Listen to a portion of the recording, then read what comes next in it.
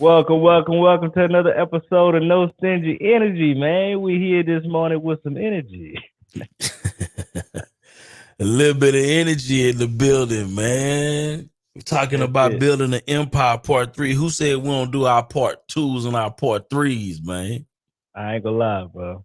We was not good at that on Clubhouse. Yeah, we got a part 2 coming 6 months later. 6 months later, bro, that part 2 ain't coming, bro. That part 2 Yeah, ain't man. coming for a We got minute. a hot topic to cover, that's all.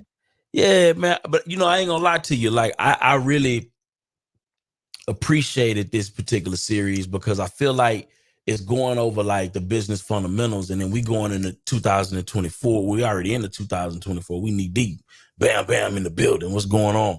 We need deep in, and I feel like a lot of these principles, bro, that we've talked about in these last 2 Empire series prior, bro, I learned a lot. You know what I'm saying? Likewise. And highlighted a lot and reiterated a lot stuff that I already knew. But sometimes it's just good to get that refresh. Yeah, sometimes you need that refresher because you tend to get comfortable, you tend to forget the basics, and that's what you need the basics to stay good. You know what I'm saying? Absolutely. And you start to get too comfortable. Get comfortable and lazy, man. Yeah, I ain't gonna lie, I had a few moments like that. Yeah, man. Yeah, a little lazy. You gotta break out of that, man. You gotta break out. It's an evil spirit. It's an evil spirit. You know what I'm saying? Yeah, you gotta fight this shit off, man. Yeah, I ain't gonna lie. We was having some good conversations. Yeah, absolutely. Absolutely. It's funny, man. I was just going over this new software that we have, and it's called Contractor Foreman.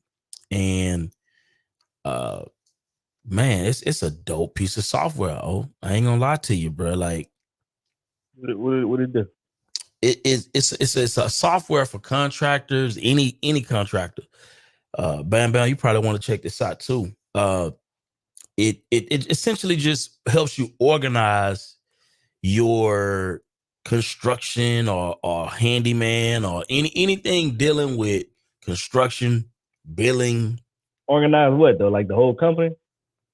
Yeah, it organized the whole company, bro. Like, that So boy like Bam, I hit 3 jobs over the weekend and walked away with one because of price. Yeah, man. That's good. That's a pretty good ratio though. That's how it's supposed to be. That mean your price where it's supposed to be. If you'd walked away with all of them, I would have been hitting you with the side out. I ain't gonna lie to you, Bam. Now you're getting that big profit. Yeah, you know what I'm saying? Because sometimes every job may not be worth the time. I'm just saying. But hey, I got something to say. By just doing this, it made me change my whole business structure for the construction side. Oh, what you want? I seen you with that jackhammer. I say that boy busting up that concrete, man. Oh yeah. I do some work myself sometimes. You know what I'm saying? I like to lead by example. You feel me? Yeah. Because people be thinking this caramel brother kid ain't no way he could do nothing. Shit. Shit. Hey, you get out there with the power tool. I ain't gonna lie, but the power tools is a cheat though, because that's kind of low key fun though. I ain't gonna lie. Huh? I can do all that shit, bro. I grew up doing it. You grew up doing that shit, hit on the power tools. Nah, I bet you can't jump in that excavator though. Nah, I don't know how to work all that shit. But give me 10 minutes. I'm gonna figure it out. Give you 10 minutes. Okay, got you. But I grew up doing that. Like cement, I enjoyed it. Like people hate that it's loud labor. I enjoy pouring cement. I enjoy laying bricks. I enjoy doing demo. I enjoy doing floor. Like, oh, that's cool to me. Now the thing about the floors, but that thing at your knees, bro. But I enjoy doing it though. I like all that. Yeah. You know what I'm saying? Now, what I don't like paint. I don't like. You don't like that paint. No. Yeah, but paint is monotonous. Yeah, but I restructured my whole business model. Like I'm going high end people. Yeah. You know, that's what I'm money at. Yeah, quality. See, and if that's cool. If you can't pay the price, that's cool. It's cool. Yeah. It's cool. No problem. No, it's good. It's good. You know, it's funny you mentioned that, right? So a lot of the stuff that we implement with this software is to go after more to be able to pick up some customers, because a lot of them people like when you do high end. Bro, they complain less, bro. They complain less. Like, just get the job done. How much it costs? It don't matter. I just want it done. Just want it done. Just want it done. I like them type of folks. I like them type of folk, bro. Yeah. Just go get it done. You know it's gonna be extra charge. I didn't ask you about the charge. I just said get it done. Get it done. That's like when you go to a restaurant. I hate that. Yeah. You get a restaurant, you order your food. Let's just say you order a steak. Hey man, I want some crabs. I want the Oscar style with the crabs and all the butter and all that. Yeah. Sir, you know there's gonna be an extra $17. Bro, that ain't the question. I never asked you that. I said I want lobster on my steak. That's all I. You know what I'm saying? Yeah. It is the same thing when it comes to business and construction. Yeah, You're dealing with people of a different level. They be like, "Yeah, but the price. I just want it done." Yeah. And then when you deal with the low end folks, they want this, they want this, they want that. Bro, you're paying me $5,000. You want a whole house redone? And then when you say, yeah, we can get it done, it'll be $15,000. We'll go ahead and knock it out. Whoa. I thought that was part of the original quote. Oh man. That's funny, man. That's funny stuff. It's just a headache though. It's just like with anything. Like the low ticket people is typically the most headache. Yeah. The most headache. That's with everything. That's with wholesale deals. That's with courses. That's with Bruh, yeah. You're not lying. You're not. They say no dollars, but they want the world. The highest expectations with the least investment. Boy, let me tell you.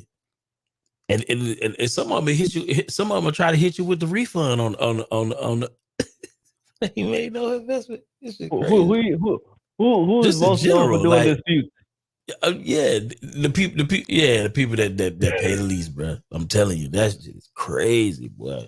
Man, I guess as we even talk about this, we need to talk about it since we talk. You need to know your customer. Not everybody your customer. Not everybody is your customer. That is a fact. Listen, man, we're finna kick the show off, man. My name is Byron, real estate investor out of Houston, Texas, primarily focused on the wholesale space, doing a little bit of creative finance, fix and flip, new construction, new to the build to rent space, and I am thoroughly excited about that. And guess what?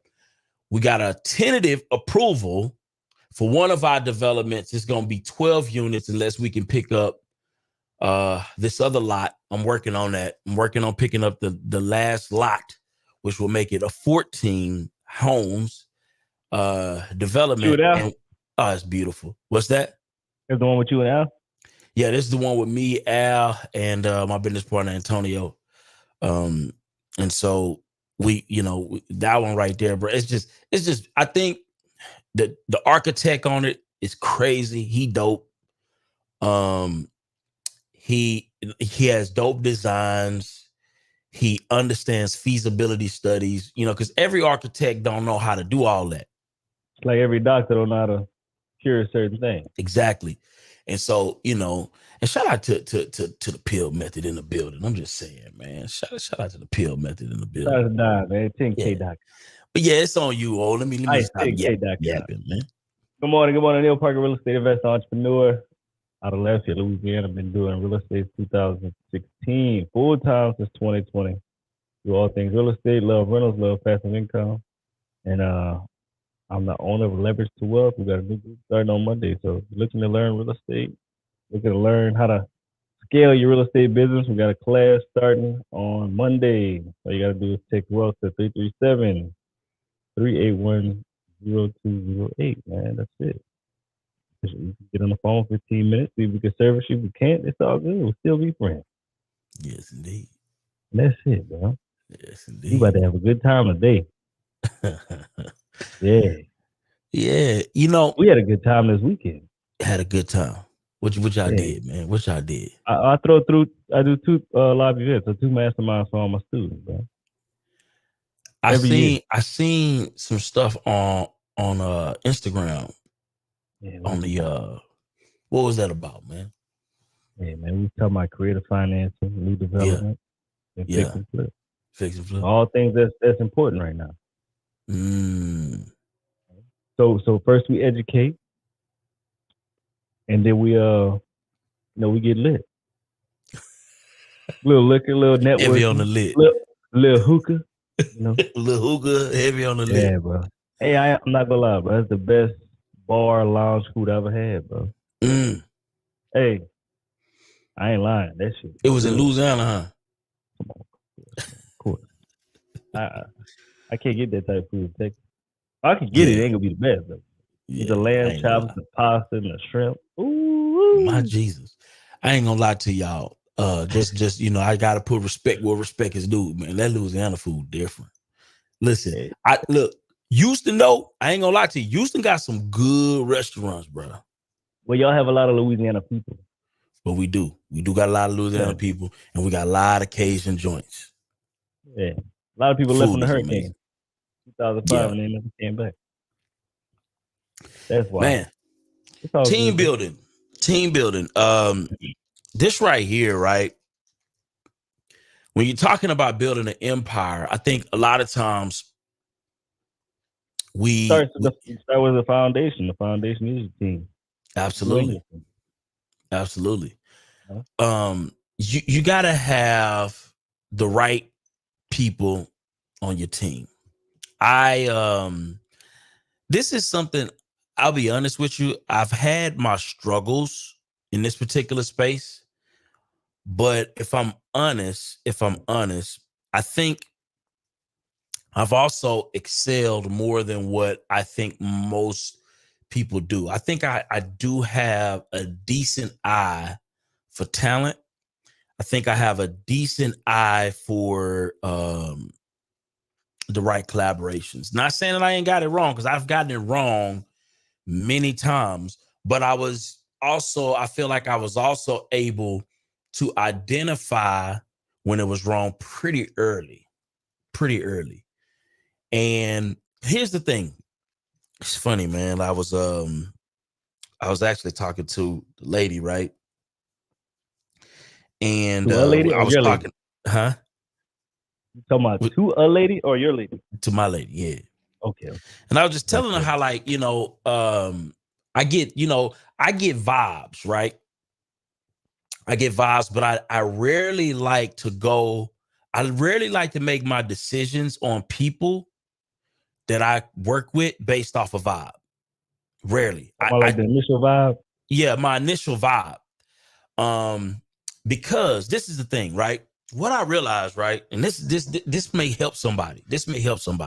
I don't know if it'll help everybody, because some people, vibe is everything to them. But I'm gonna tell you right now, I think if you base all of your business decisions based off vibe, you may miss out on some good people. Because what I realized is, just because I don't necessarily vibe with a person, don't mean that I can't do good business with a person. Just because you don't initially vibe with a person or ever vibe with a person does not mean that you can't do good business with that person. And I have learned over time to take people more at what how beneficial the relationship, how mutually beneficial the relationship can be, over how I feel about a person directly. And so when I get a bad vibe, or if I feel a certain way about a person, or if I felt like I read them and I was probably right, that don't mean that our working relationship is not going to be super dope. Man, this is a mature conversation we get ready to have right now, because everybody can't do this. Most people think, you know what, if I ain't really feeling this person, I'm not finna rock with this person. Listen to me. I've made so much money with people that I don't naturally vibe with. So much money with people that I don't naturally vibe with. I would not go kick it with this person in the club. We ain't kicking it nowhere. And we was able to do good business. Right? And I've learned to base those relationships on like certain things that they say, are they consistent with the things that they say that they can do? Are they respectful? Do they handle themselves in a professional manner when it counts? Right? Do they do what they say they gonna do? Right? It's so many things that goes, because I got people that I vibe with that I will never do business with. We just got a vibe. That's it. That's all we get out this deal. Yeah. We will never do business because we vibe, but I can't count on you to get nothing done when I turn my back. Or when you do something done, you're gonna cut a corner that right. I can't afford to be cut. But I vibe with you don't you want though. your name part of that. I don't want my name part of your corner cutting, cuz. Because then they gonna think Byron is a corner cut. Yeah. Oh. Yeah. You Sound know, like and so pastor right now. Yeah, so I just want to share that. And I think a part of the things that I've done successfully when it comes to talent acquisition, right? In terms of talent acquisition, it has been to remove the ego, remove all of my spidey senses and all of that, and really, really take my time to hone in on who this person is and how their particular set of skills and personality can mesh with what the job at hand needs in order to get accomplished. What's your thoughts on that, O? I agree. I think most people do end up in trouble because a lot of people go off of feeling. Do I feel good as a person in my presence? Do we vibe? Could I work next to this person? Could I see this person every day in the office and work next to him? I think that's most people's initial judgment of, should I hire this person? Should we be business partners? They go off of feeling and vibes. And I think when you first get in business, I think everybody did it. You know? Yeah. That's why a lot of people partner with friends, cousins, people they've been knowing because of comfortability. And a lot of people look for comfortability when they first get into business. But most times, most businesses I know that people got into, like with a friend, business partner, or somebody been known for years, didn't go well. It's not too many people that success. Like, we talking about big companies. Brothers don't talk no more. Father and son don't talk no more. Goddamn best friends for 30 years don't talk no more. So, I think it's just a hard conversation, because it's like you want to be successful with the people that you grew up with. You want to be successful with the people that you've been knowing, but at the end of the day, that may not be best for the future, because you're gonna ruin a relationship, and the business is not gonna get to the potential of what it could be. So I think it's a learning lesson, but some people will still be hard headed and be like, "No, this person will never do that to me. That person is always the one that's gonna do it to you." The way you put all the trust in, they go fuck you over real quick, boy. Real quick. You know what I'm saying? But that's a hard one, bro, because it's hard to go against the emotions, man. The emotions be over trumping decisions. They trump the decisions. You know what I'm saying? They do. Especially new people. Because comfort like people is everything. Yeah, because they don't want to fail on their own. They want to fail with somebody they've been knowing. Absolutely. They want to share the blows. Yeah, they want to share. They want to have conversations with somebody they're comfortable with expressing themselves to. Yeah, you know what I'm saying. Man. But I think I didn't been there before. You know what I'm saying? I'm sure you've been there before. But that also makes you a better business owner, a better entrepreneur, because you done been through that before. You know what to look for in the future. Absolutely. And I don't care about what you got going on personally. Can you handle this the right way the first time? If you can do that consistently, well, we good. Yeah. We good. Yeah. Whatever you do outside of this situation, think about the business. Don't get on the news. You're going to make us look bad. Yeah. Handle your business. If you can show up consistently every day, you do your job, you meet deadlines, but we good. Good. No problem. Good. That's it. Another thing I've noticed that allows for great business relationships whenever you're building a team is very, very clear expectations. Very clear expectations. And in many cases, I believe if you write those expectations down, right? Beginning. And here's the thing, and those clear expectations can't be things, right? And this is another thing that just promotes busyness, but not productivity and not profit. A lot of times, we bring on people and we want help, right? And we will delegate things that are easy, but not necessarily as profitable as they need to be. And then it puts us in a situation where we always are going to have uncomfortable conversations. When you work with somebody, right, that person needs to drive some type of a profit, right? Profit is where job security is, right? Because here's the thing. You never want to be on a team, right? Just in general, where if I lose you or you lose me, right? Will it increase my profit, decrease my profit, or will nothing change? Right? Does that make sense? Oh, yeah. Most people, when they think about teams, right? And that's why I say clear expectations, but the expectations need to be centered around how does this person generate a profit?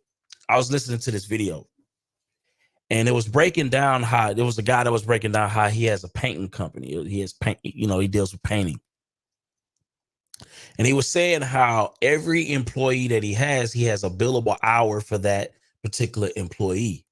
And if that billable hour can't be to a certain amount, then he'd rather do the work himself. He'd rather do the work himself.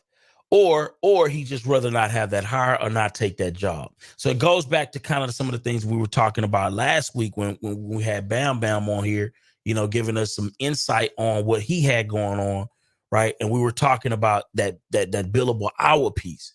Some jobs, once you do that back end work and you find out what is your lowest billable hour, and that number a lot of times entails a lot.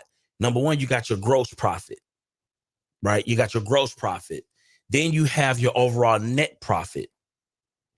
And those are two different things, right? So you have to look at all of the costs involved with you doing a certain thing. How much gas it take for you to get there, right? How much all of your software is. Like you add up all of that software to find out what that number is. You add up all of the things that allows you to be able to do your business effectively.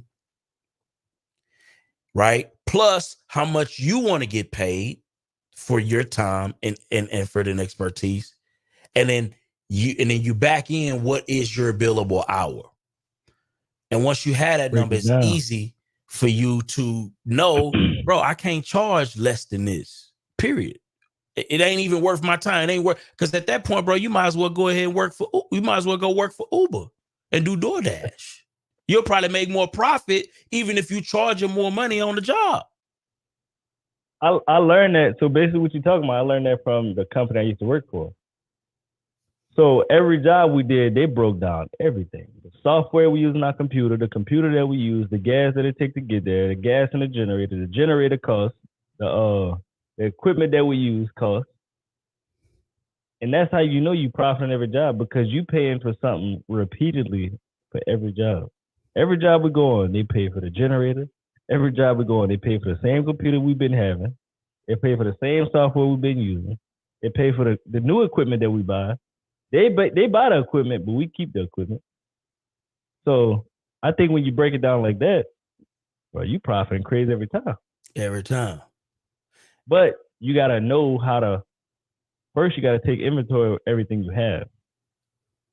And you have to know how to charge that customer. If you're using your computer, you may have to charge them $100 just to whip out your computer. You may have to charge them $50 just to open your software. So that's $150 just for your computer. Your computer making $150 on the job. It's real though. You got to take out the generator. You got to put gas in the generator. Oh shit! You got to pay at least $60.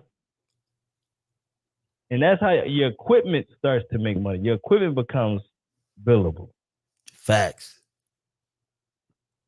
You billable, your equipment billable, and the job. That's how you make profit on the job. But I don't think a lot of people truly understand that, especially the smaller companies. I think that's how the bigger companies really grow and really start to take off. Because the company I used to work with started off as a mom and pop. Come on, when I got there, they only had 60 employees. Now they got bought out twice. Yeah.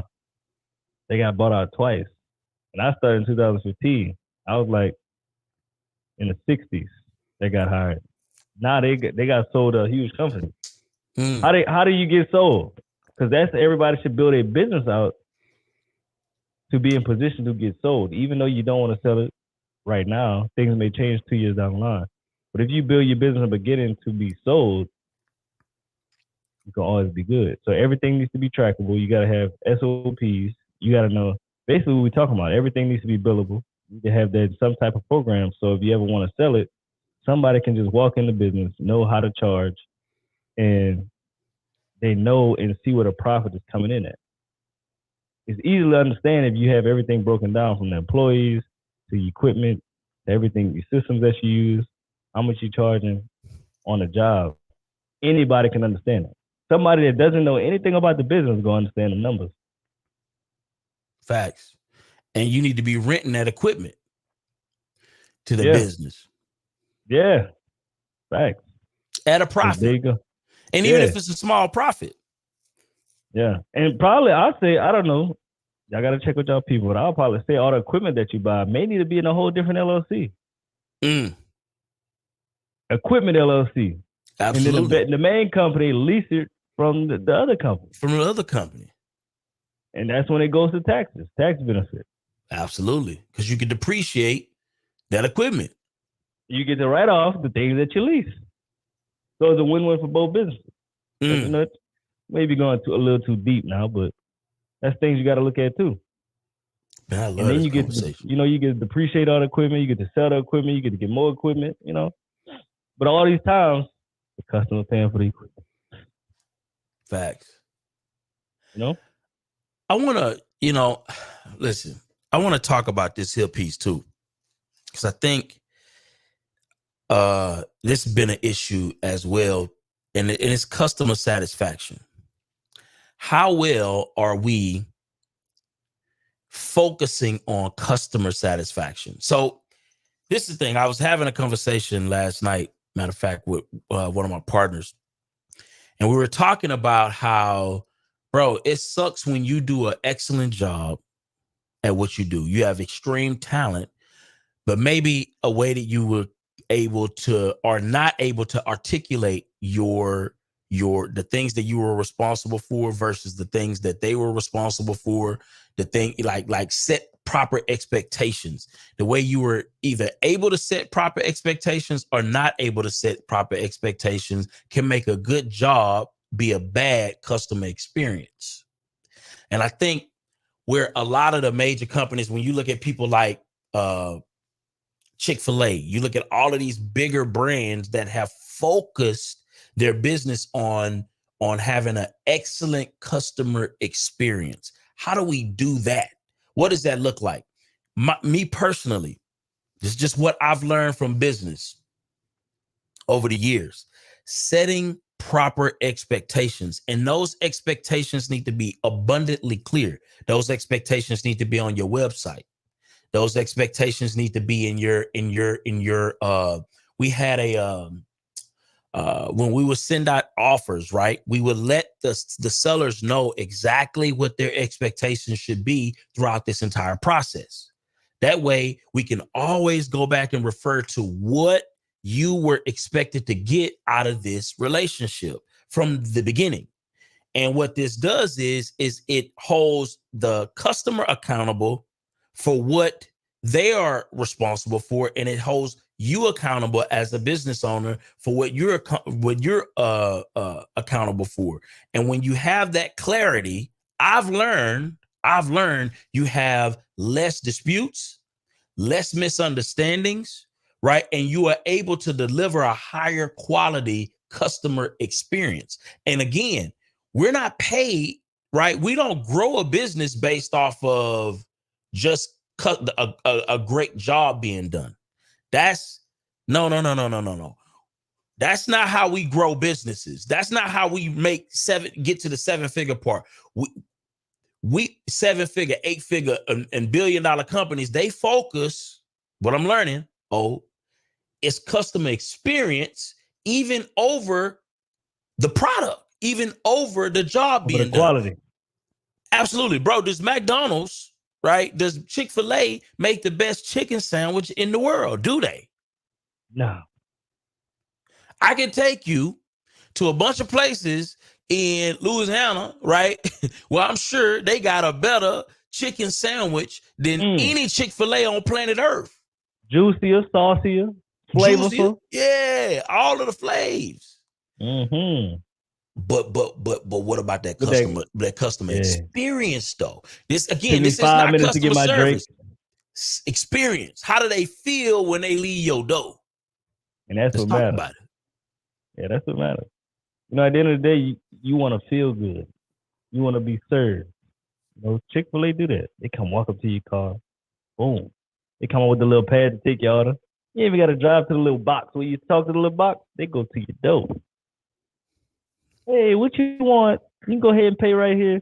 You just chill in your car to that. Listen to some music. You ain't got to worry about pulling up to the goddamn little speaker. You get to the speaker, your order already done. They got the little menu. They hand you the menu. You know what I'm saying? It's just customer service. They got the fresh lemonade. Make sure they give you the straws. They give you the condiments. I don't even think they charge for the condiments. Goddamn McDonald's, they charge you for the condiments. Well, you on ranch. Don't worry about it. That's 25 cents. 25 cents on the ranch. Yeah. Extra napkins. Hold on. How many you want? 5, 10? But the customer service does bring people back. Your food don't even have to be the best quality, but if you serving people to the max capacity, they'll come back because they feel like a king or queen. They're being served. Absolutely. And I think that's most important. Absolutely. And sometimes it's just meeting, their expectations. What do they expect to get? And are you delivering on what they expect to get? Period. I got a question on that though. How do you serve? How do you have high quality customer service in business? I think it's clear expectations. So as people that own businesses, as entrepreneurs, our job is to ask our customers, what's your expectations of me and my company? Absolutely. Or you have them written out, right? So you have them written out and you present what those expectations are, right? You present what those expectations are and you find out either, hey, because guess what? Everybody not your customer. And that's fine too. Look, this is what we provide. And if you come in here for something different, maybe me and you're not a fit from jump. Yeah. I may have somebody else I can call that can help you. Exactly. It ain't me. So I would say people that's here, you got to be good at turning people down because don't chase dollars, man. Because when you chase dollars, you end up doing bad business and then people spread bad business before good business. Facts. That's a fact. You chase, you know what I'm saying? You chasing 2,000-3,000, but that 2,000-3,000 that could ruin your business. If they put you on Facebook saying all this stuff, bro, ain't nobody calling you, bro. That 2,000-3,000 that you was chasing ruin your business. Facts. I think, from a business perspective, I think if you were to chase a great customer experience and a great job being done, you don't have to worry about the money. I really believe that. I really believe that if you chase a great customer experience and a great job being done, right, and you know who your customer avatar is, you don't have to worry about no money. Money gonna follow you.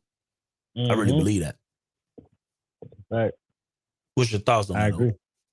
I agree with that. I agree with that. You gotta communicate with the customer. You gotta see what they want, see what their expectations are, and if you know truly you can do that, your team is capable of doing it, you take the job. If you know you don't have confidence in doing what they want, bro, don't even do it. Just say, look, we would love to do the job. We have too many jobs going on right now. The job what you looking to do, you don't have the capacity to get it done at this moment. I do have a few friends I can refer you to. Um, with that being said, I wish we could help you. We can't service you at this time. That's all you And gotta that's do. super fair. Yeah. Say we don't want to be unfair to you. We can't service you at this time with the job that you're looking to get done. But We but can do it, but we can't do it at this moment. but here's the thing though. Oh, if you don't know your numbers, if you're not clear on who your customer avatar is, if you don't know what your billable hours is, you gonna take every job. Because to you Mm-hmm. it's a hustle anyway, and everything Yeah. makes sense to somebody who don't have a full understanding as to what they provide, where they get a profit from what they provide, who is my customer avatar, right? When you Mm-hmm. don't have this stuff clear, you're not going to turn down that customer. You're going to take on that customer and find out y'all are not a good fit, and then you're going to have yourself in a situation where you have disputes. Yep. Can I Right. can I can I add something? Absolutely. Go I ahead. like this because I think oftentimes when you have certain set of skills, a lot of people come to you and they'll throw the money. They got the money. The issue be, but they don't want to do their part. And what I've learned in business is you got to qualify even some of your clients because they'll give you the money, but then they don't want to have the meetings. They don't want to do the work that they for you to do your job. And unfortunately, that's what hinders smaller businesses becoming corporations because to them it's like, oh, I'm just trying to get rid of a problem versus if I take some time and effort and listen to this expert that I have, maybe I'll be able to use it in the future and do more business. Instead, they're like, oh, well, I just gave you the money. You should be able to figure that out. But nobody knows what all your business entails. You have to have those conversations with people. And unfortunately, people don't always do that, especially when it comes to like a website. People will call us and they're like, oh, yeah, I want a website. So they're expecting a design, they're expecting the entire cake, not knowing I need all the back office details from you. I need to know the day to day operations, I need to know where the headaches are at. But unfortunately, people call and they're like, well, I thought in the couple of next months you would have a website. How? You ain't gave me the ingredients. So I think it's important to qualify your customers. I do it for everybody. If you tell me you don't have no time to meet with me, I'm not the program for you. If you tell me you don't know your own systems, I'm probably not the person for it because that tells me you haven't even done a diligent job to see how you can scale your own business before I got here. You want me to figure it out and then want me to charge you based on my structure. Well, I might charge you more because now I have to audit you and figure out where your holes are. So I just want to add that. Absolutely. We got Good. Darby in the Good building. What's morning, going Darby. Good on, morning. Darby? What's up? Hey, what's going on, my brother? Yeah, man. Good to see you, man. What you got on this here topic, man? Hey, man, listen. It's a great topic. Y'all's hitting on a lot, right? Where I speak to people who have like mom and pop shop businesses and stuff like that, and the customer experience is everything, right? And for me, like y'all know, I'm an insurance agent. I don't own my own agency. However, the company I work for, which is State Farm, just like Al, we ain't always the cheapest, right? Hell And no. we ain't always the cheapest, but we got good quality service, right? And I'm the only black person in my office. My office is very small. It's only about 4 or 5 of us. But the thing is, a lot of people call to talk to me specifically because just like how I'm talking to y'all is how I talk to them. But I teach them more on the how the insurance works rather than just pay your money and keep it moving. So they pay for the experience. Like I know a lot of people right now. What's this? We just got done with the first quarter. A lot of people got hit with hella increases over their insurance. Like auto renewals, they get smacked in the face, like 20 to $50 a month higher than what they was paying. Not for the 6 months, not for the year, $20 to $50 a month. A lot of them, and they not leaving because of the experience that not only that we give in the office, but that I give in the office. You know, I tell them they can text me. They can now we got a text system in the office, bro. They don't text my personal cell, but they can text me. They can call me at any given time and let me know what they need, and I provide that service, right? And I do that also with real estate. Just like what y'all said, I set the expectations. I'm not gonna be the cheapest, but I'm gonna be the best. Um, and open lines of communication is always great with somebody. So, say for example, with us investors, right? I tell the contractors that I deal with, hey, listen, piece by piece, stay in contact with me, so I can know. I don't care what's going on. Hey, we finished for the day. We didn't get finished with X, Y, and Z, but we'll finish with that tomorrow, and so on and so forth. If you could provide good quality service like that, as far as communication, price adjustments, uh, change orders or whatever, as long as you keep that open line of communication, I promise you, nobody will have any problem with paying. And that's the thing with business in America. And I want black people to understand that all skin folk ain't kin folk. You know what I mean? And what I mean by that, if somebody asking you for a discount in your business, they ain't your kin folk, because they know what you're worth. They should pay what you're worth. So whatever your price is, your price is your price. I don't care if it was cheaper yesterday, whatever it is today, I gotta pay, because I believe in you and I believe in your product or service. Well, look, I'm gonna say this: you ain't lying. I'd rather pay more money if I can call you or text you at any time and you help me out. Because I think, when it comes to you building out a team, I don't think we really talked about that. You gotta have core people in your team: insurance, attorneys, CPAs, title companies. If you got title companies, you gotta have all that. If you can't call these people up and they hop on the phone, like I'm talking about within 2-3 minutes, they may not be on the team. You get an emergency and they don't answer, bro. What you gonna do? You look crazy now. Right. And you got people that be saying they too busy for you. I'm like, yeah, that mean I'm not a priority to you. We good. Exactly. We good. Exactly. And some things I tell people I can answer quickly via text rather than a phone call. You know what I mean? And if I don't get to you right away, I'm gonna get to you at least within a half an hour to an hour. And I know people are like, oh, I'm straight shoot in.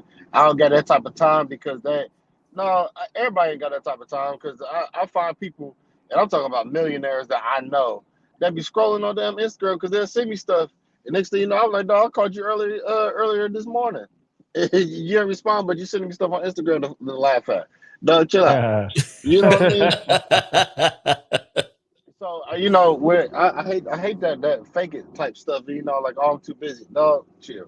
You know what I mean? So, but I love the conversation, because it's going to help people build that empire and to sustain that empire. Because I think also, as a culture, we know that damn chicken sandwich in Louisiana, although it's better, it's going to take you about 30 minutes to get it. You're like, all right, and then you had to talk to the person at the front desk who got an attitude, and you're like, all right, dog, listen, I love y'all food, but I don't want to come back. It's just like for me, in Charlotte, we got hella Walmarts, we got hella Targets. I go to Target every time. Target every time.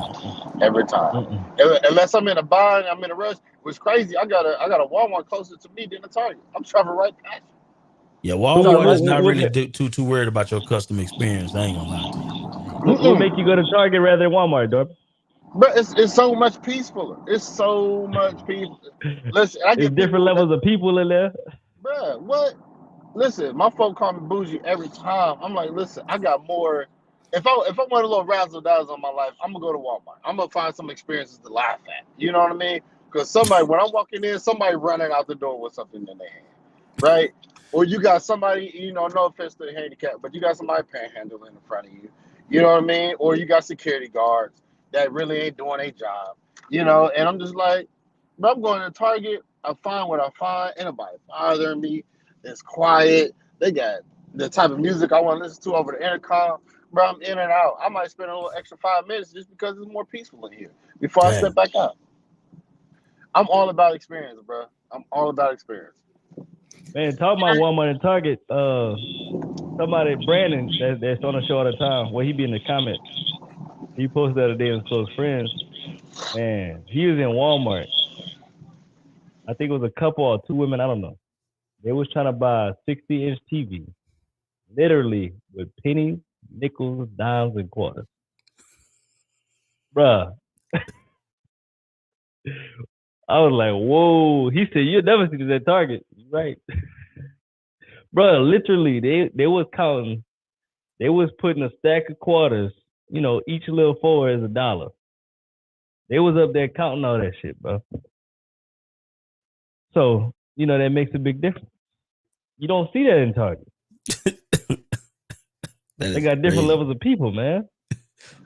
Or Can I- you go ahead, Ruby. Yeah, I just want to touch on that part about I do believe people should be definitely a priority in business, but also as business owners. Know your people's times. You know what I mean?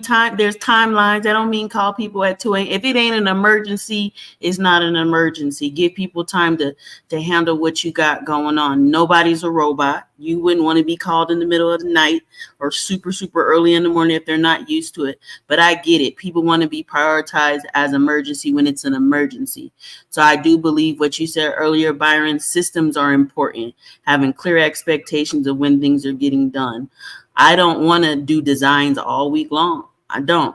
So I let people know, hey, this is my design window. If you can have this to me by him, I'll make sure I can deliver mine into you. And it sets a precedent so we don't run into each other. So you don't get mad at me that I didn't do my part. And I don't get mad at you for waiting last minute.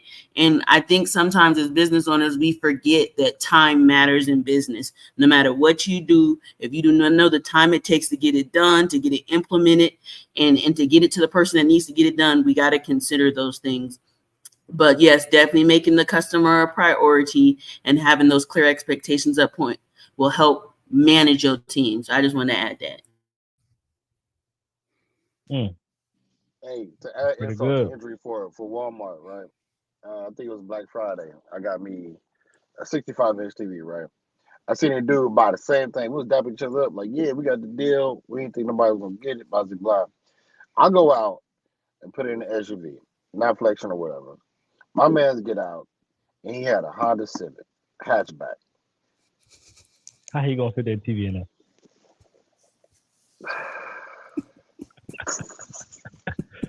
You got the TV though. My man had more TV than had vehicle. Bruh, when I see this man try to put that TV in his back truck, I said, hey, cuz, hey, man, he looked at me, I was like, let me pull out, dog, because I ain't about to take this. Why not show up with the right tools to the job, man? Come on, bro.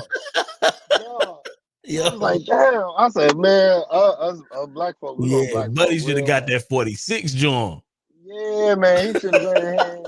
Nah, Joe, it was like he probably should have got that 40. That 40 would have fit. That 40 would have got him where he needed to be. That 40 would have got it. Yo, that is crazy. Bro, man, I nuts. posted on Instagram and everything, bro. I had a good laugh because I'm like, God, oh man, I ain't mad. It was a good deal. I ain't mad at him buying it, but I'm like, dog, you should have came to ask your partner to buy a car or something, dog. Like, come on, bro. I hate that we got cameras on every phone now, bro. We see so much crazy stuff, bro. I just be wanting a refund on the whole human race sometimes, bro. When I watch the internet, yo, let me get a refund on all you motherfuckers. You know what I'm saying? I'm dead. Dog, man. It just get a do over. My Jesus. Man, listen, but that's how we try to fit, you know, big expectations into small mindsets. That's how I looked at it. Right. So we just gotta expound on that, man, because if we continue to go life with a small mindset and we got big expectations, we're gonna fall flat on our time, and we're gonna fall ourselves on Instagram, get laughed at every time. That's right. Yes, indeed. I want. What's that? I think we gotta talk about our situation. Let's talk about it. I'm gonna put it in private. So we recently hired somebody, a partner with somebody off of Vibes. Mm. The vibes was good. Vibes was My awesome. God. The vibes was on point. You know what I'm saying? Ooh. It was great vibes, great energy. Vibes on point. Got you. You know what I'm saying? We fucked up. You know, it was even a referral. That's the crazy part. Yeah. So, That's I would true. say you always gotta do your due diligence. Always gotta do your due diligence. That is a even fact. off referrals, man. Here's the And we thing. went off of vibes. Yeah. And the thing about it is, bro, when I tell you the vibe's so strong, you literally will you will fly this person out. You Byron gonna was kick smiling. it. Yo, you gonna kick it, you gonna have you a good time. You know what I'm saying? But you just not gonna get nothing done. Better not have no expectations. The expectations are here. You bet not. Look, you bet not have no expectations. But it was like every expectation we had was like heartbroken. Not one expectation was met. I expected bullshit. Let me ask y'all this. Yeah. Yeah. All right. Did y'all play sports in high school? Yes. Yeah. Did y'all sit in the back of the class? Sometimes. Sometimes, Tried right? to. Couldn't. So I did both, right? I was a super nerd. That was just how my mom and my aunt raised me. I was a super nerd. Read books all the time. But occasionally I caught myself sitting in the back of the classroom having a vibe, right? But every now and again, me and my partners, they didn't have good grades. They caught themselves copying from the nerd that they'll never go kick it with, right? So when I was talking about this, it's like it's always a good vibe with certain people. I would never do business with any of my teammates. I go Fact. kick it with them, but I'm gonna make money with this nerd over here. I had to become a nerd myself. 'Cause I was like, I got to graduate. You know what I mean? That was my priority. I'm gonna go kick it with y'all, but I'm gonna hit these books as well. So anybody that, just like what y'all said, everybody that got a good vibe ain't a good business partner. I always kicked it with the bad geeks. They had straight A's. Always kicked it with the nerds and the scientists. Oh, they got straight A's. I'm gonna go study with them, and then I'm gonna catch y'all later tonight. Wow. That's some real shit. Right. So I'm a hard person to sell. You said what? I said I'm a hard person to sell because I know tech, because I'm a book person. So it sound good, but in theory, I'd be like, nah, certain questions ain't came about that I'd be expected, and I'd be like, nah, that don't sound right. But I think sometimes we just want to give the people opportunity because they're, they shining bright. You know what I mean? You don't want to dim somebody's light because they're excited about your project. You like, I want you to be excited about my project, but I also want you to execute it. You know what I'm saying? Like at the end of the day, I need to make sure that was just not energy on a phone call. My God. I done got burnt so many times, yo, and I'm talking about family, friends, people who I'm thinking got a good vibe, especially when I started real estate, everybody was hyped. You know what I mean? It was like, oh yeah, we could JV, but they just don't show up. They don't show up. No matter what, they don't show up. Because my thing is, I got a big heart. I hate letting people down, especially when there's money on the line. I'm just like, I'm gonna stay up to 2 or 3 o'clock in the morning figuring out what I need to figure out, because I don't want to call you with a disappointment in the morning, right? Or the next day or whatever. I was that person in school who was like, during the group project, like, y'all niggas ain't about to make me fail. You did all the work. You know what I mean? I did majority of the work. I might have another person. I always had a girl on my team. I tell you, I always had a woman on my team because they show up. They show up for the assignment or whatever. But I just made sure that I did my part and I made sure that I was successful. But I just never liked seeing anybody else fail on my accountability. That's just me. And a lot of people don't have that same mindset or that same type of heart. Like, oh, I'll get to it. I'll get to the next day. Nah. Once you tell me you'll get to it and then you don't, it's over with. I'm a real big skeptic. I'm a real big skeptic. I can't stand being let down. That's some real shit. I'm the same way in a lot of ways. I want to get it done. I want to make sure it's done. If my integrity on the line, I take that kind of stuff serious, even if it's just personal and nobody knowing it's just me. I take that stuff seriously. But I want to pivot, because we got to talk about this, this, because we're going to finish this on part 3. Yeah, we're going to get this finished. But I want to talk about this network.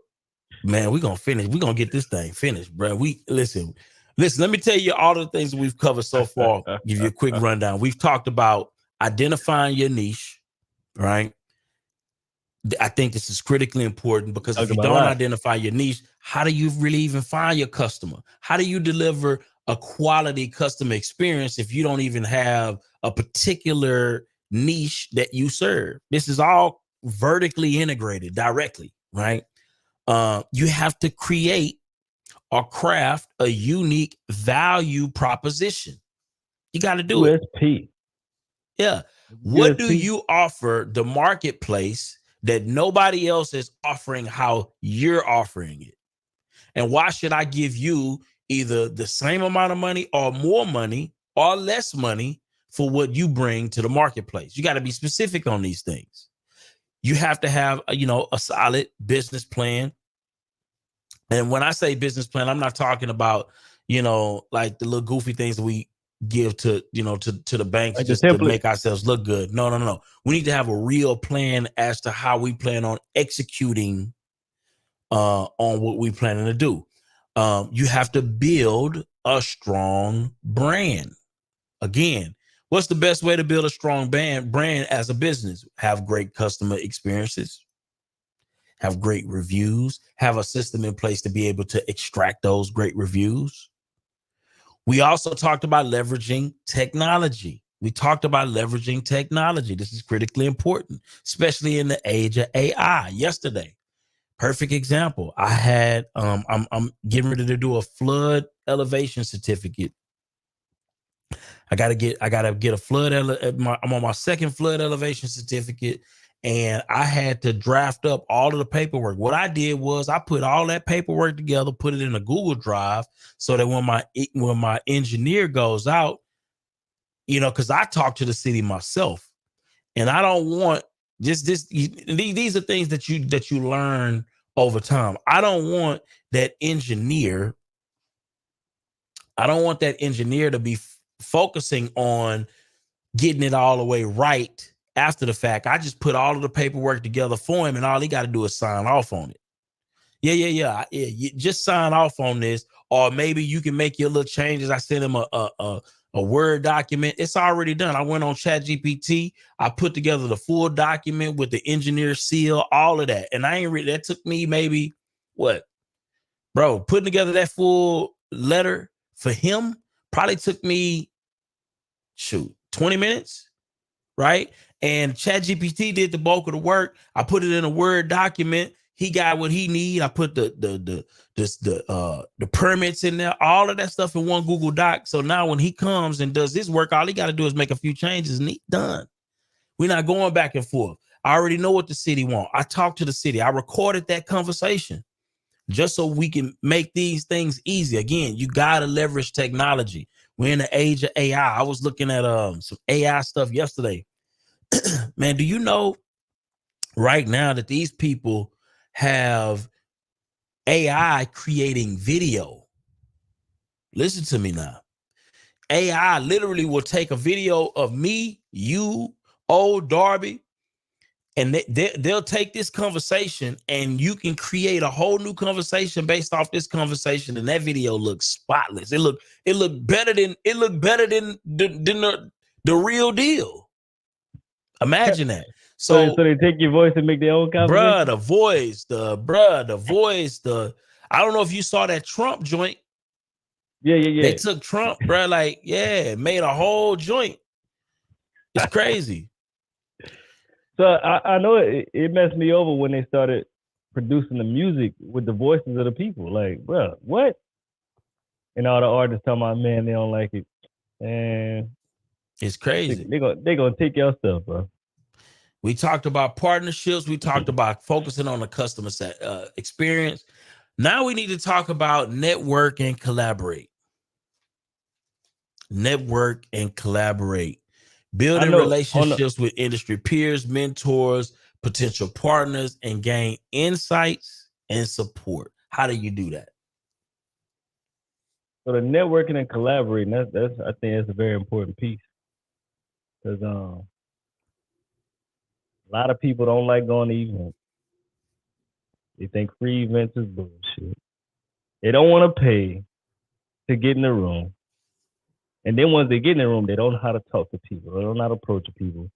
They approach people with, I need your help with this. How can you help me with this? They want, never give. And that's why they never actually build relationships with nobody. Because nobody wants to build relationships with a person that just want to take everything, ain't got nothing to give. Nobody want to go drink no damn coffee. 30 minutes of my time ain't worth no $3 coffee, dog. I'm sorry. And then when you go drink coffee, you just asking for more shit. And then they hit you with the, man, I definitely can help you with it. Man, the invoice is $1,500. You looking at them crazy. I thought we was friends. I ain't never said you was my friend. You know what I'm saying? Like, you downgrade me with the coffee. You fucking up my time. You ask me all these questions. When I hit you with the invoice, you're looking at me crazy. I think that's cool. What you think, B? Like, people really, truly feel like the person that you just met last week owed you something. It's a weird dynamic. They don't owe you nothing. It's entitlement, bro. It's entitlement. Look, you have to bring something to the table a lot of times to take something off the table. Put like this. If you don't produce a product, bro. If you don't produce a product, how can you ask for a profit?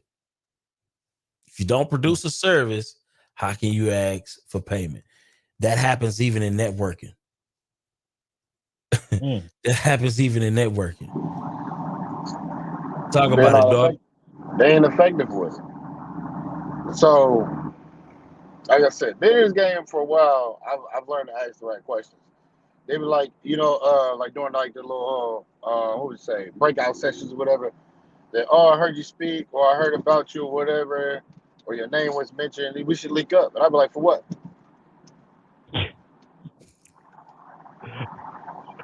What they say? What we linking up for? You know what I mean? I just met you. You know what I mean? And you say you're in the game too. And once they say I want to learn or whatever, I've become more direct, man, and it's helped me out. Although I don't want to seem too cold-hearted or whatever, but I just don't like my time wasted all the way like that. Like I'm a giving person, but they're like, we should link up. You know what I mean? Go get coffee or lunch or whatever. For what? What are we meeting up for? What you want to know? While I'm here, while we face to face, what you want to know? Because if I schedule some time in the same time, 30 minutes to an hour, and we having a conversation, that 30 minutes to an hour, I could have found another deal, could have found another flip. And if you're not taking your time and you're not pitching me what you want to learn or what you want to know or why we should link and how you would become an asset right then and there, what we need to know for? What we need to leave for? Because I'm gonna tell you, Byron, while we're there, right at the breakout session. Hey, Byron, I heard you're in new construction. I got a couple lots here in Charlotte that I'm under contract or that I own that I actually want to. I like you take a look at them. Yeah, can you take a look at them? And this could be a potential partnership because I don't know what to do with it, and I haven't found nobody in Charlotte that can help me with it. I just know what to do with it. Or I just don't know how to do it. Are you more acceptable with that? Before you go too far, if you approach any business person like that, bro, they all gonna be like, man, call me tomorrow. Absolutely. Call me tomorrow. Let's do business. Or show me right now. Okay, so when we was in Atlanta when they was doing the tour, what was that tour called? It was like Max, B-Roll, and a couple other Generational Wealth Tour. Generational Wealth Tour. Right. So, everybody was talking about what they was doing. my sole focus already knew Max, already knew Nas on a personal level, right? I needed to tap in with B Rule. I had a goal, and this is a networking tip. If you go into a networking event or what may have you, and you want to leave out there with some value, go in there knowing who the speakers are and what your sole goal is. I wanted to connect with B Rule. I showed him a lot. I said, listen, this is a lot in Charlotte. I heard you doing tax credit new construction. I don't know crap about what I'm doing, but this is the lot that I'm in contact with right now with the seller, and it's a big lot in Charlotte. I said, I don't know what this is, and so on and so forth. He said, oh, okay, yeah, that's easy. I can tell you who to connect with in Charlotte, blah, blah, blah. And right on the spot, no, it was like the next day, I followed up with him. That's another thing. Follow up with people who you connect with. Don't just be on the humbug, just high and by, shaking hands. That's stupid and ineffective. He shot me a pro forma. You know, that's the same pro forma that Don Peoples gave him. Damn. Yeah, that's crazy. So now you got Don Peoples perform. That's crazy. Bruh, what? Now, granted, the lot, it didn't go through because it didn't meet certain criteria, but I got B-Rule's email. I stayed in contact with him. And now that he gave me a tool that I can use forever. Facts. Crazy. And it's all for free. All for networking. free. Networking. Add value. They got different levels of networking. If you just went there, man, I need your help with this, you wouldn't have got none of that. Hell no. If you'd have came at him with, man, I need to pick your brain about something real quick. Oh my goodness. You wouldn't have got that. Hey man, I need to go take you drink some coffee tomorrow. I got a project. I got some stuff I need to help with. You probably been like, yeah, let's do coffee tomorrow and not show up. Listen, I knew this dude. I was not gonna be able to contact this dude again for the next I don't know how long. I had to take advantage of the opportunity. I mean, granted, that was a couple years ago, but shit, you know, I'll do him every now and again, you know, and show him appreciation. But no, I got what I needed, and it's gonna help me out. Now, once I get a big project like him, I'm like, hey, bro, shout out to you because you gave me the tool a couple years ago. Yeah, absolutely. Man, we got Coach in the building, man. What's going on, man? How y'all been, man? How y'all been? Oh, man, it's good, man. Long time no see, man. All is well. We might need your help next week, too, by the way. Oh, for real? What's going on? Yeah, we got a nice show. Okay. Yeah. What's the name of that show, man? Let them know what the name of that show gonna be, oh. Let's see. Let me check the chat real quick because I forgot. Let me see. I need to know the exact name. You know what I'm saying? Yeah, you want to know the exact name. Yeah, something else, man. Good to see y'all, man. Yeah, you too. Good to see you too, man. Let me see what it's gonna be. Man, where is it? Okay, the next week, Tuesday. We need you to show up, man. The title gonna be, will Trump be the next president? Oh, God. Why y'all want me on that topic? Why not, bro? I'm sure you got some stuff to say, bro. You be in tune with the government and all that. I got a lot to say. I don't know if people want to hear it because you know how we get sensitive. That's it. When it comes to the president. Will Trump be the next president? It's gonna be a wild show. You hear me? Man, okay. You might want to buckle up on this one because it's gonna be interesting. Yeah, man, we're gonna try to get a few folks in, man. Yeah, man. Yeah, I got to keep my ear on the political game, on the government game, you know, business game. You know, I love this topic this morning. I was getting some work done, man. I saw y'all topics. Man, let me chime in. I ain't been on BOB in a hot minute, man. Yes, so, indeed. Yeah, shout out to y'all consistency, though. Yeah, man, man. Shout out to y'all to have something to pull up, too. Yeah, you know, a lot of folks would have fell off a long time ago. Well, we consistent, man. Yeah. That's why y'all successful. That's why we're still here. Yeah, I've been seeing Byron out there sweating on the job site. O'Neal out there sweating in the car. That's it. You know, doing what y'all say y'all did years ago. That's it. I was waiting on Byron to pick up a paintbrush yesterday. You funny. Nah, I ain't gonna lie to you. I ain't get that frisky.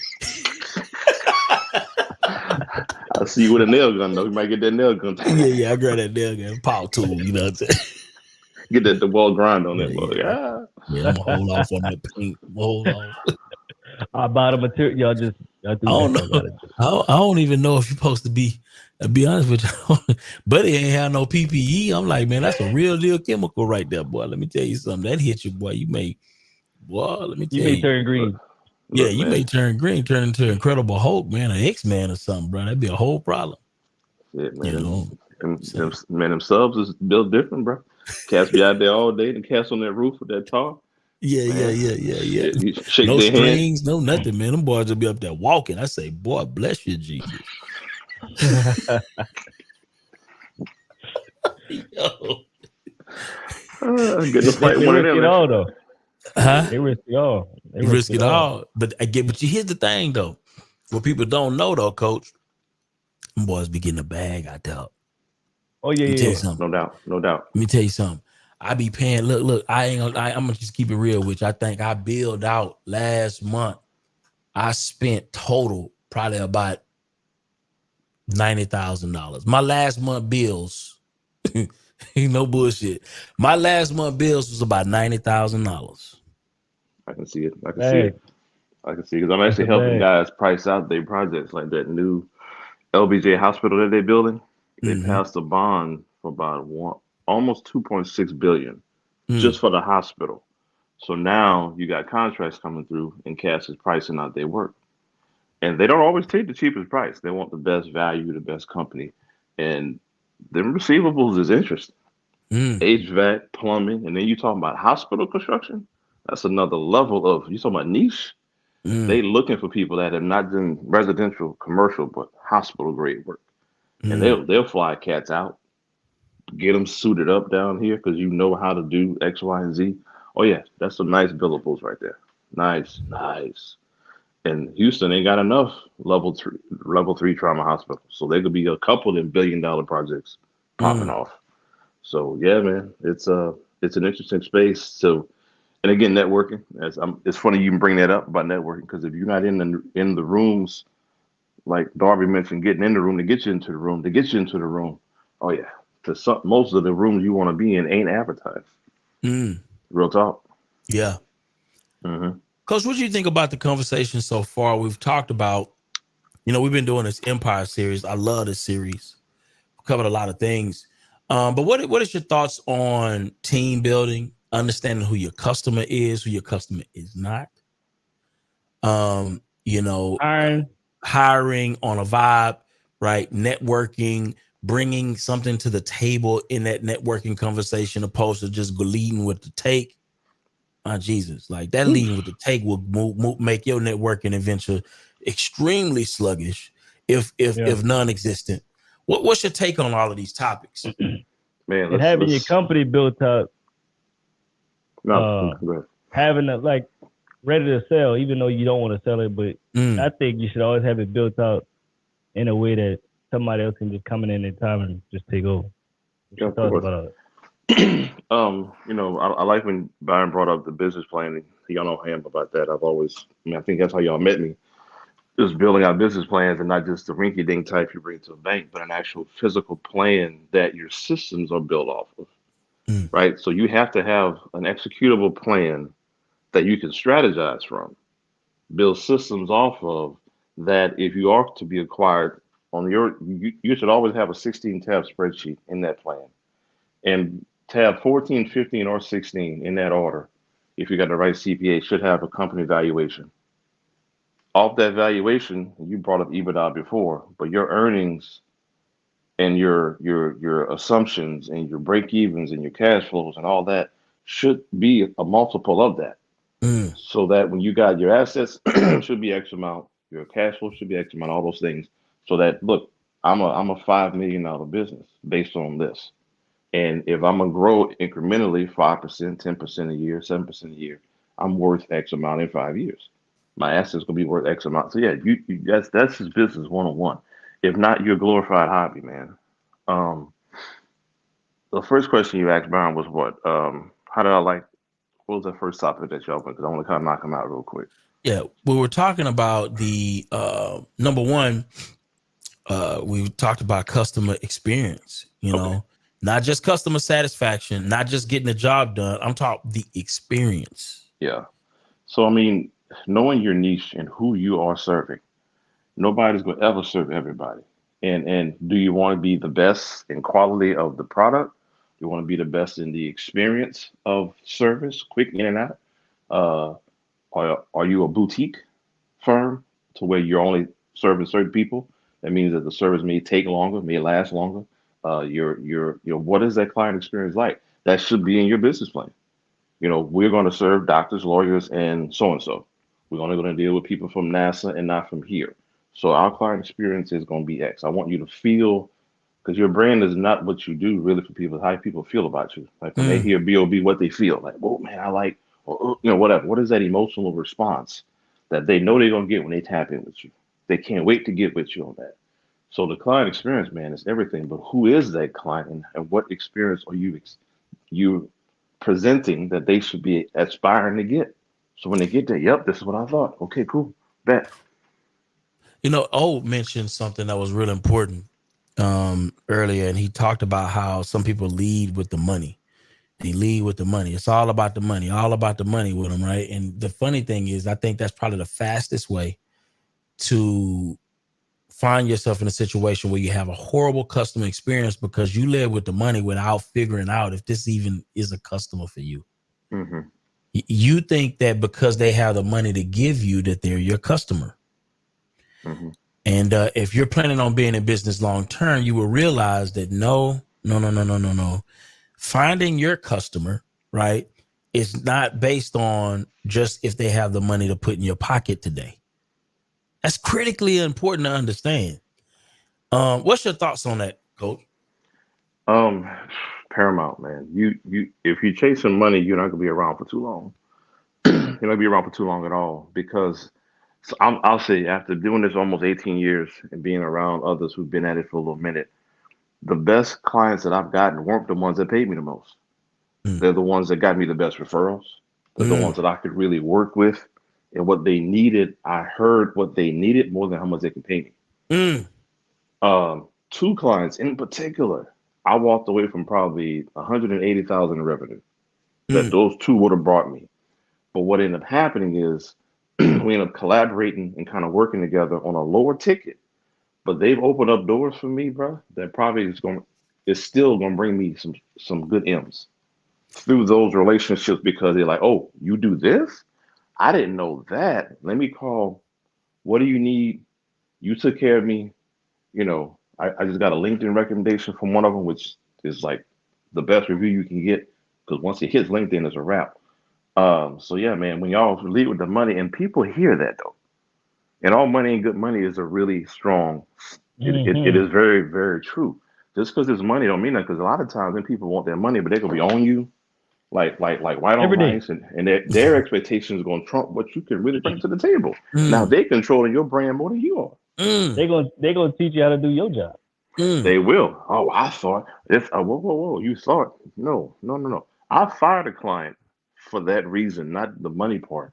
But they paid us, and I don't do payment arrangements no more. We killed that because you No start more payment making plan. no none. You go get the money and bring it in here, and here's what we're doing. And if you meet that criteria, we good. Other than that, no, because money will kill it. It will kill so much. You meet an expectation, you set a price for the value so that when you're done with that client, you got a good profit margin, they got a good experience, blah, blah, blah. And you want the right kind of clients because your brand is built on what you do, but it's based on who comes to your door. Rolls Royce and Audi and Mercedes don't have, they got a certain client base, right? You go in River Oaks, Uptown Park, certain people roll through there.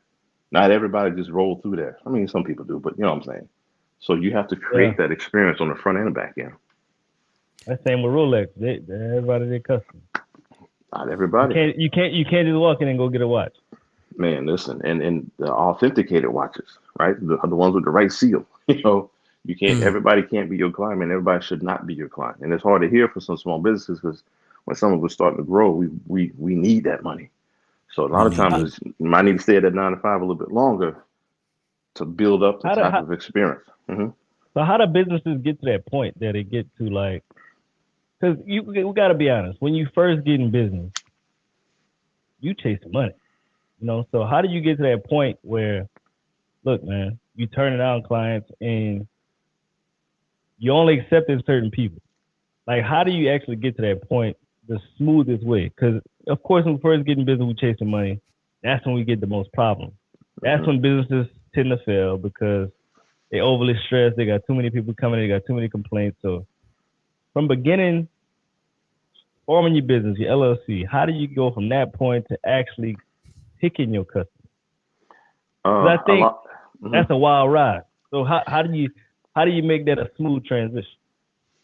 You got to you got to be mentored right out the gate, man. I think a lot of us, and this is going to go on that Trump conversation a little bit, but a lot of us, I mean, I'm not going to say the culture, it's people in general. Our business acumen sucks to hell. We think business is what a certain thing. We jump out there, we got our aspirations, and we think we want to give the market. Like I can hear somebody talking and tell that they're seasoned or not, if they're humble or not, if they really know what they're going after, you know. And then we get in our feelings if things don't work right. Why so and so won't support me? All that other stuff. It's not about all that. You have to be mentored right out the gate. Your business plan should show you your break even. Let's just say that. How long would it take you to get from zero to break even? How long is that? And you should know a year, 2, 3 years, what it's going to take me, how long it's going to take me, how many units I got to sell, and you should know that before you even get started. Following the LLC and the EIN, that's just a formality of getting started, getting, you know, the activities under one umbrella or another.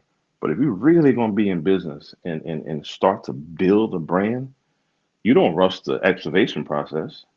You don't rush bringing them pipes in. You don't rush the foundation of the city putting permits ain't rushing for nothing. It's a process. So if we understand the process and that it takes a lot of patience, but if you really, really want to build it, you have to be mentored properly out the gate. Because if you're not, you're going to run into a lot of the issues that I see y'all talking about.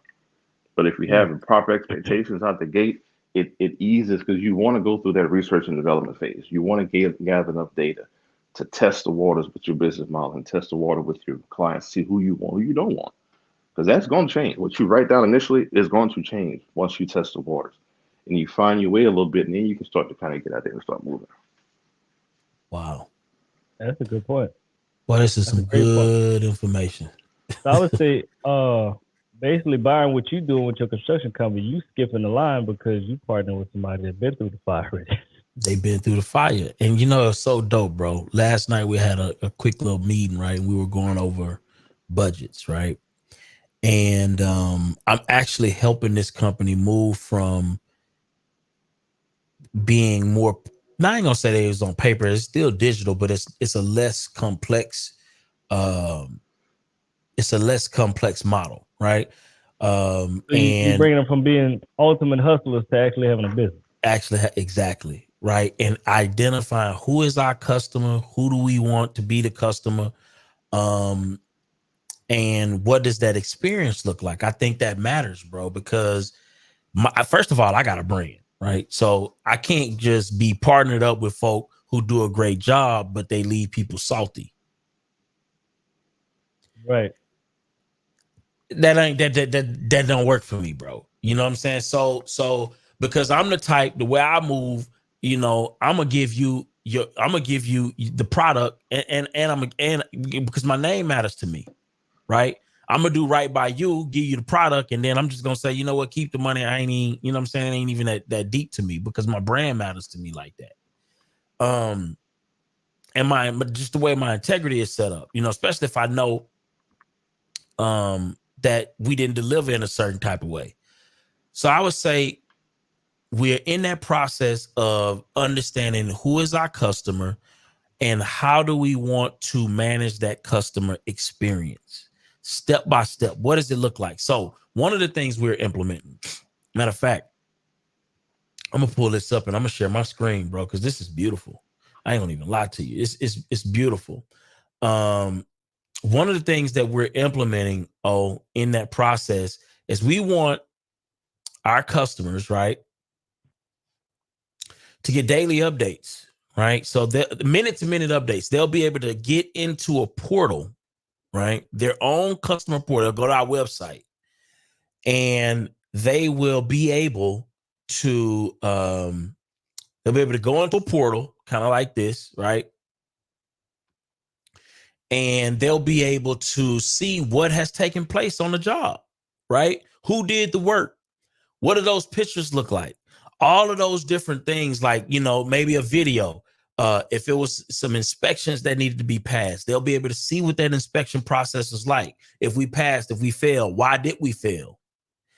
And the reason why we're doing this is because what I found is that when you keep people up to date, you're open and honest and transparent with folk. A lot of times, bro, they'll spend more money with you. You know, another thing that they're going to be able to do, they're going to be able to do their own change orders. Oh, right. So they'll be able to do their own change orders. I wasn't even sharing that. My bad. I'm sitting up here. I'm thinking I'm sharing. Out of it. Huh? I'm finna share my screen. You did. You took it off screen. I was sharing it for you. Oh, my bad. Okay. Yeah. And so it's things like. So let's just say they want to change something. They want to add 2 more windows. So they add 2 more windows to the back of the house. What they can do is they can go to their customer portal, right? They'll go to their customer portal. Let me see. This is something I'm building out right now. So that y'all catching me on the fly. I'm literally building this in real time. So you got a screen share, Byron. Okay, I'm finna share. Where do we go to this here thing? All right. So you see this here, right? So they'll go here. They'll click change order, right? And then what they'll do is they'll submit what they want to change live on the spot. And so what I found is a lot of times, right? And I'm speaking to a lot of the service providers in a particular space, is that people will make up a change order, but they want you to pay for it, right? Because you don't have a clear expectation set up. So what we're going to do is we're going to give them change order options at the beginning. Certain things like security, certain things like permitting and all that stuff is not free. You get extra surveys, flood elevation certificates. None of that stuff is free. But a lot of times, if the customers doesn't understand that this is not for free, they're going to think that you should be responsible for taking care of that. And so what we want to do is we want to be able to give them the option to submit their own change order request. They can type it in, let us know exactly what they want. Boom, boom, boom. Send it in, and then we submit them a proposal. They sign off on it, right?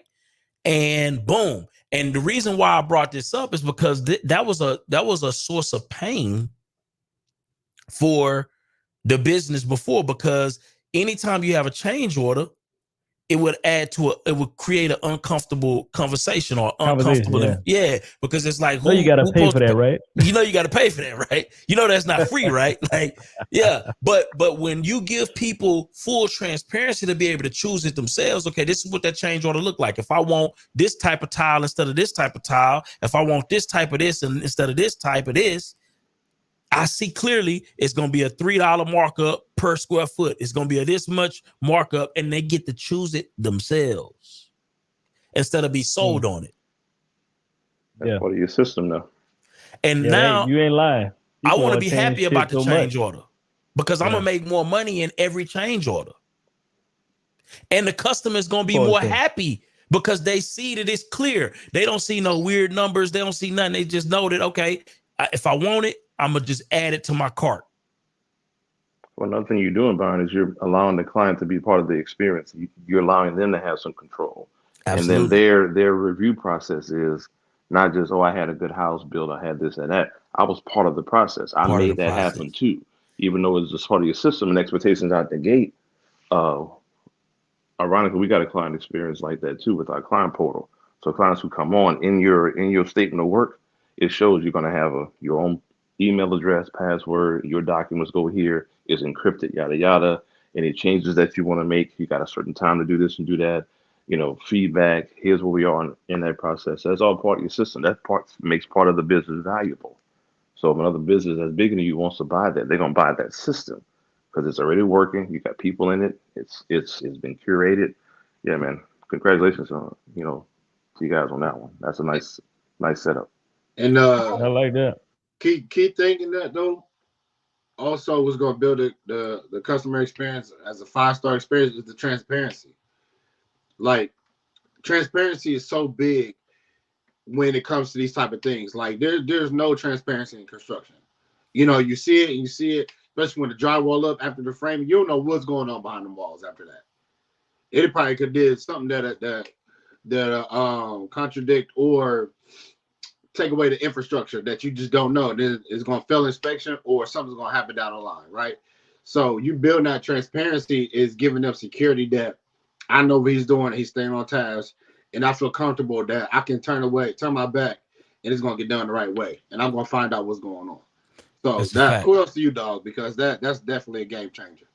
You know, they're going to see exactly what their numbers are, right? They'll know exactly what has been billed, what has not have been billed. They'll be able to go through, check out the file, check out all of the pictures that has been taken throughout the process on a day-to-day. They'll be able to look at the daily log. They'll be able to see exactly where they are in the process, what is taking place, right? Those things right there, bro, just save you a ton of conversations. You know, especially when you're going into a space where you got 30, 40, 50 homes being built all at the same time, bro. Like you gotta have your shit together. I got a question for you, Byron. Let's talk so about outside of them doing a change order on your system, what if the time frame of you doing certain stuff, how do you adjust time for that? Because I have a similar system with my business where we let people know, hey, if there's some additional things that we find out in your project, we will itemize those out, and then you can sign off on that with a subcontract, and then we can let you know what's going to adjust. But with the problem that I have is the time that it takes to do certain things. If there's a holdup, how do you charge with that in your portal? You know, that's something I struggle with because clients will do that to me last minute, or they'll sit on something that I need from them, whether that be a sign off of something. Well, the timeline just got pushed back 3 weeks, but then they've moved over their time now. So now we need to charge them for more time. And then they get upset because they're like, well, I thought this was going to be done by this date. Well, how can you think that if I'm waiting on you? They got to sign off on more time. Okay. They got to sign off on it. And so what we do in this, we have a process exactly like that. So for change orders, for instance, right, what we do is we submit in the same system, we submit the bids to our contractors with a distinct scope of work, right? A distinct scope of work. And once that subcontractor signs off on it, right, and collects the first maybe deposit on that payment, they know that, okay, I got to get this done within this particular time frame. And we have the customer sign off on the same bid. So once we send it to the sub, right, and they sign, it goes to the customer with a later date, right? So we can under promise and over deliver with a later date. And then when that person signs off, now they know that they got the subcontractor got a certain expectation with a shorter date, and the customer has a later date, right? So that means we got a little bit of time in there, but they know that this is going to take this extra time. They sign off on it. And that right there, just setting those little small expectations avoids us having a situation where there's any misunderstanding as to who is responsible for what, how long it's going to take, how much I'm going to be spending. They know exactly what the markup is. There's no hiding. They know what our profit is in some cases on some of these situations. And sometimes they don't, but in general, they know they're paying more for it. And they know the timeline.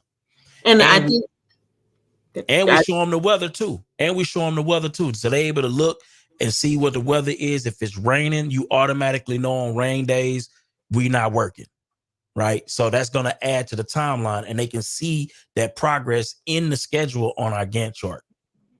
Got you. So like with me, I have an audit report that I do on people because I had that initially in the contract. But what I realize is people don't read that contract. They be signing, they be ready to pay. And then I'm like, they're expecting something that requires me to get a bunch of stuff from them first on the front end. I can't move.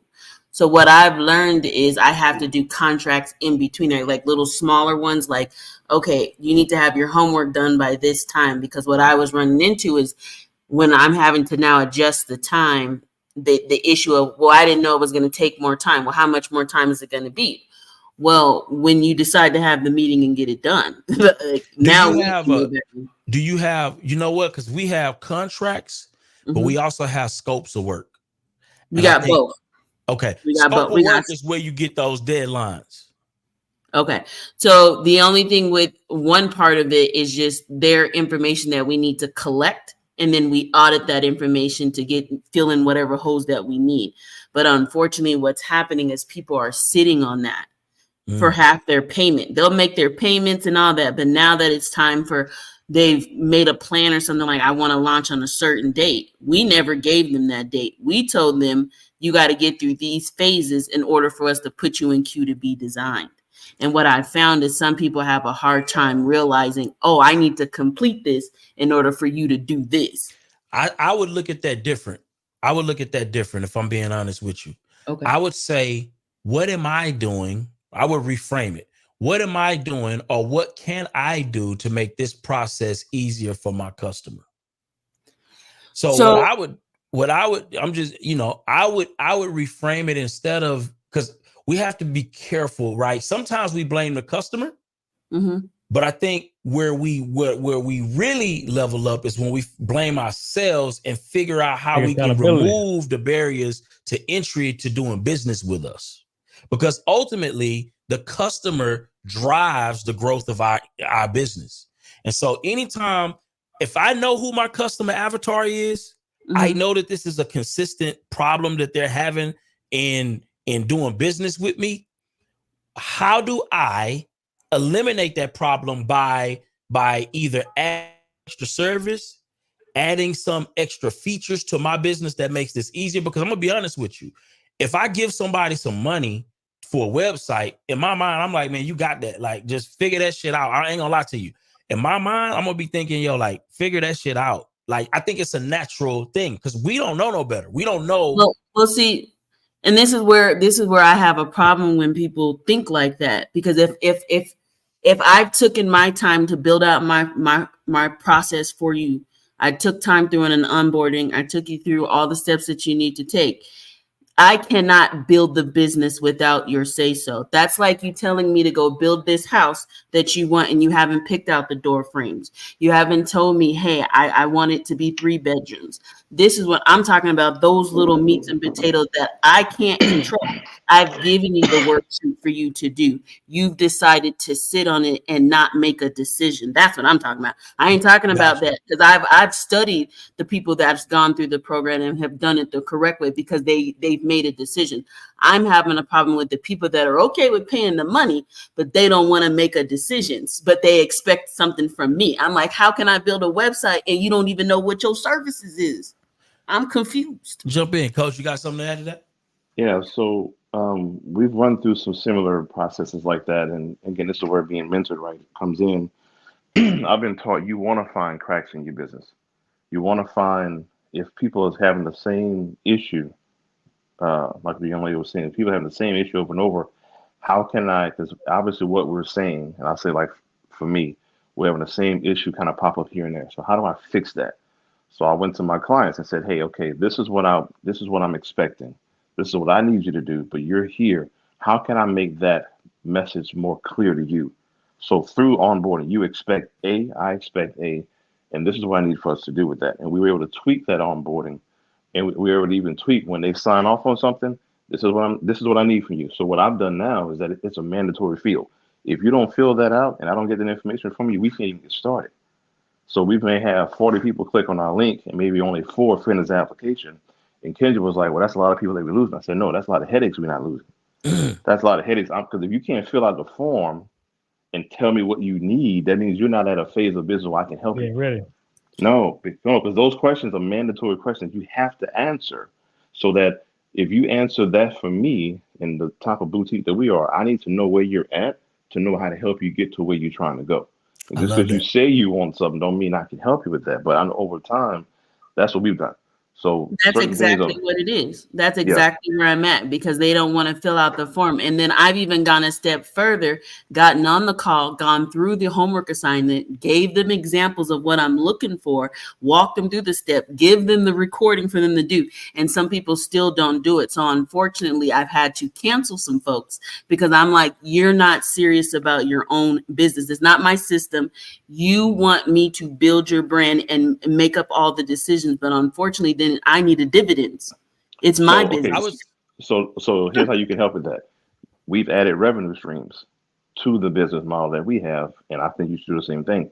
Package A, I need this. Package B, I need that. But if you want me to do all of this, here's the price for that. As long as you understand, to get you from here to across the street, if you want me to carry it in bricks, it's going to cost you this much. Are you okay with that? Because I'll create that for you, and you can even tell them in a video, this is what it's going to take to get there. And I was surprised. People will pay for convenience. Absolutely. My wife says it all the time. So you can offer that to them. And if they still say no, it's okay.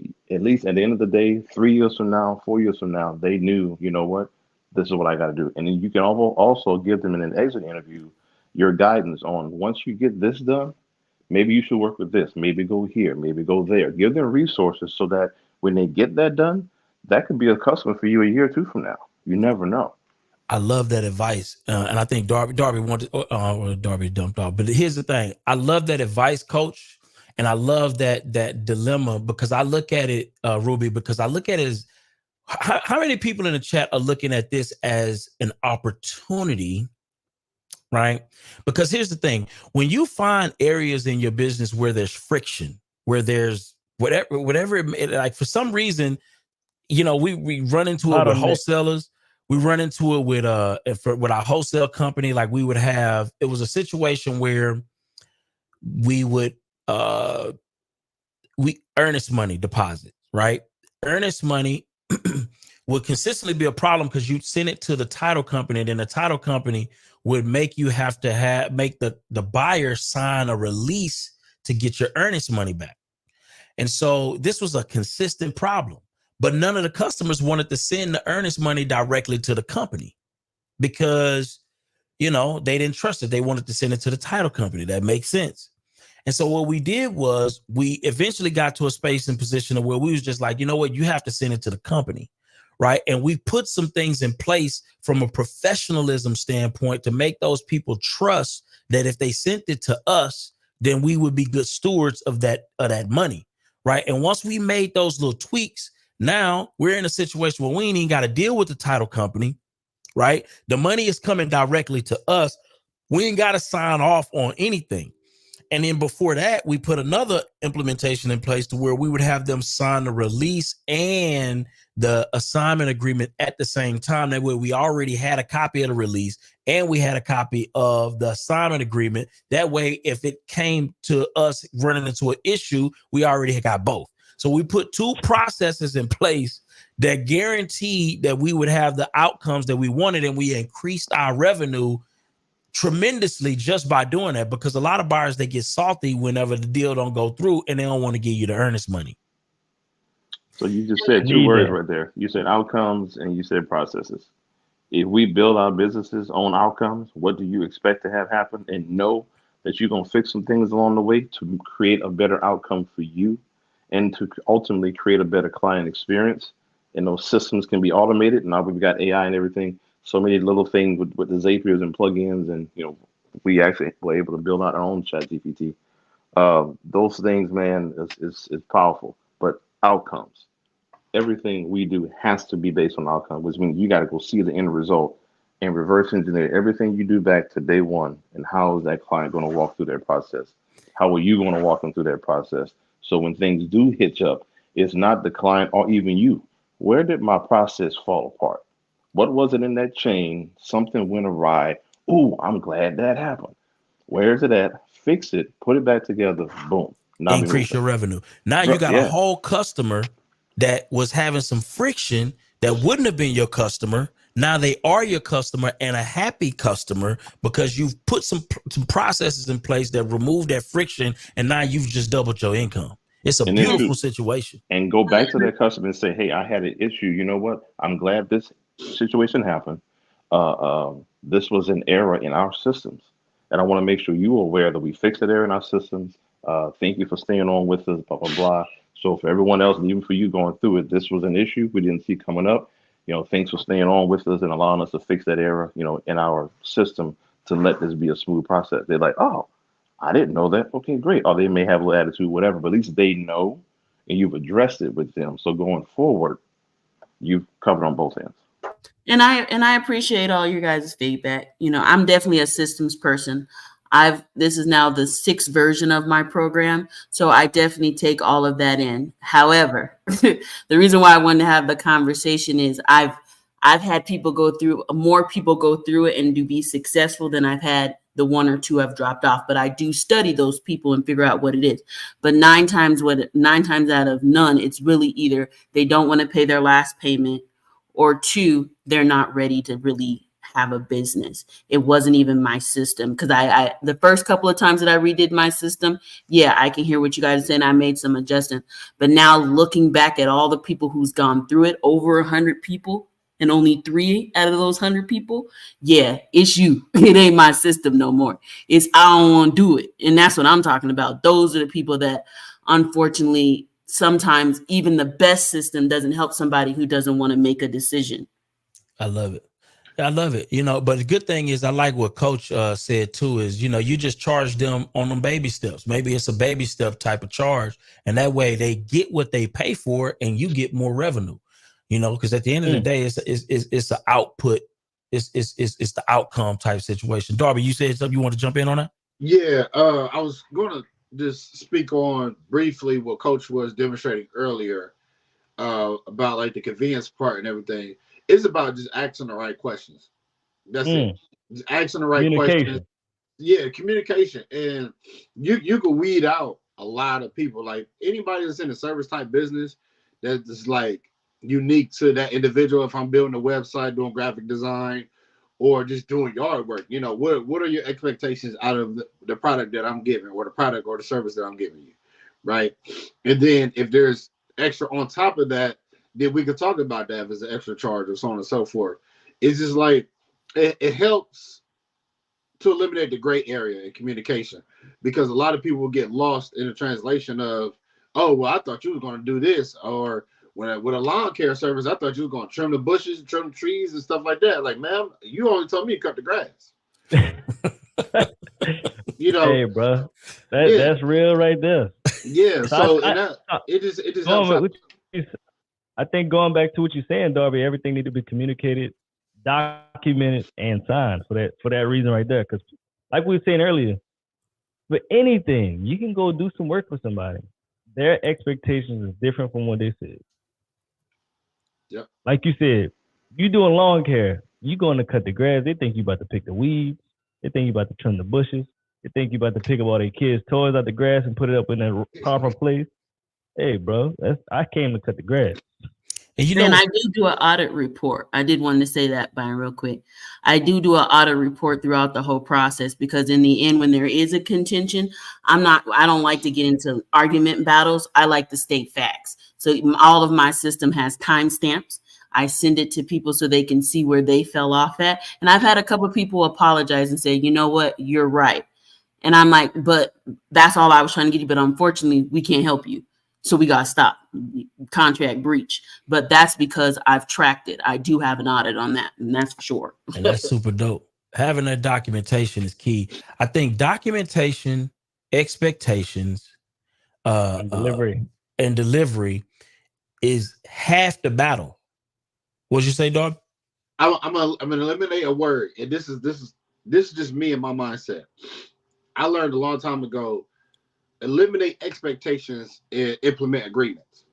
Because I think expectations is a non-communicated thought that somebody should do, right? So I'm not going to expect Byron and O'Neal to give me the whole game plan just because I logged in. What they agreed to is I'm going to give you step by step. So I would say agreement over expectations and communication. I love that. I like that. Man, we got a lot of things to work on, man. Absolutely. I think we all could be great if we implement what we're talking about. That's a fact. Well, customer experience, bro. I'm realizing, man, it's everything, bro. And the better you get at identifying what will increase your customer experience, it just leads to profit. I ain't gonna lie to you. The better you can get at that, it just leads to more profit. But I want to pivot, man, because we got to finish this conversation, man. We got to talk about how do you invest in your talent once you get it, and how do you adapt to market trends? And then maintaining financial discipline. These are the things we got to cover. I think we could get these things covered today. I think we can get them covered today. I think so, man. I think so. What was the first one? Let's go first. Invest in talent, bro. When you do hiring. When you do find good talent, yes. I ain't How do talking you about the find good bad talent? people. How do you find good talent, though? And how do you invest in good talent? Oh, we got my guy Brian Martin in the building, man. What's going on, man? What's going on, man? Do you invest in good talent? You have to, man. It's paramount. What's your thoughts on that, Coach? You got to unmic. Yeah, am I on mic now? Yeah, I think she's talking about Brian. Okay.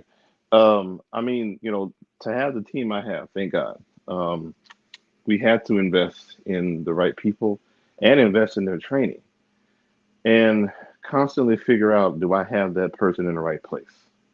Are they functioning in the role that their talents and skills are best and their highest and best use?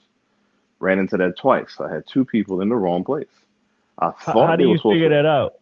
How you figure out what they're good and what they're not good at, if you have them in the right seat or not? Because I think a lot of people struggle with that. They get somebody, they feel, the person that's hiring feel, hey, I think you're good at this, but really they're really not good at that. You just got the emotion.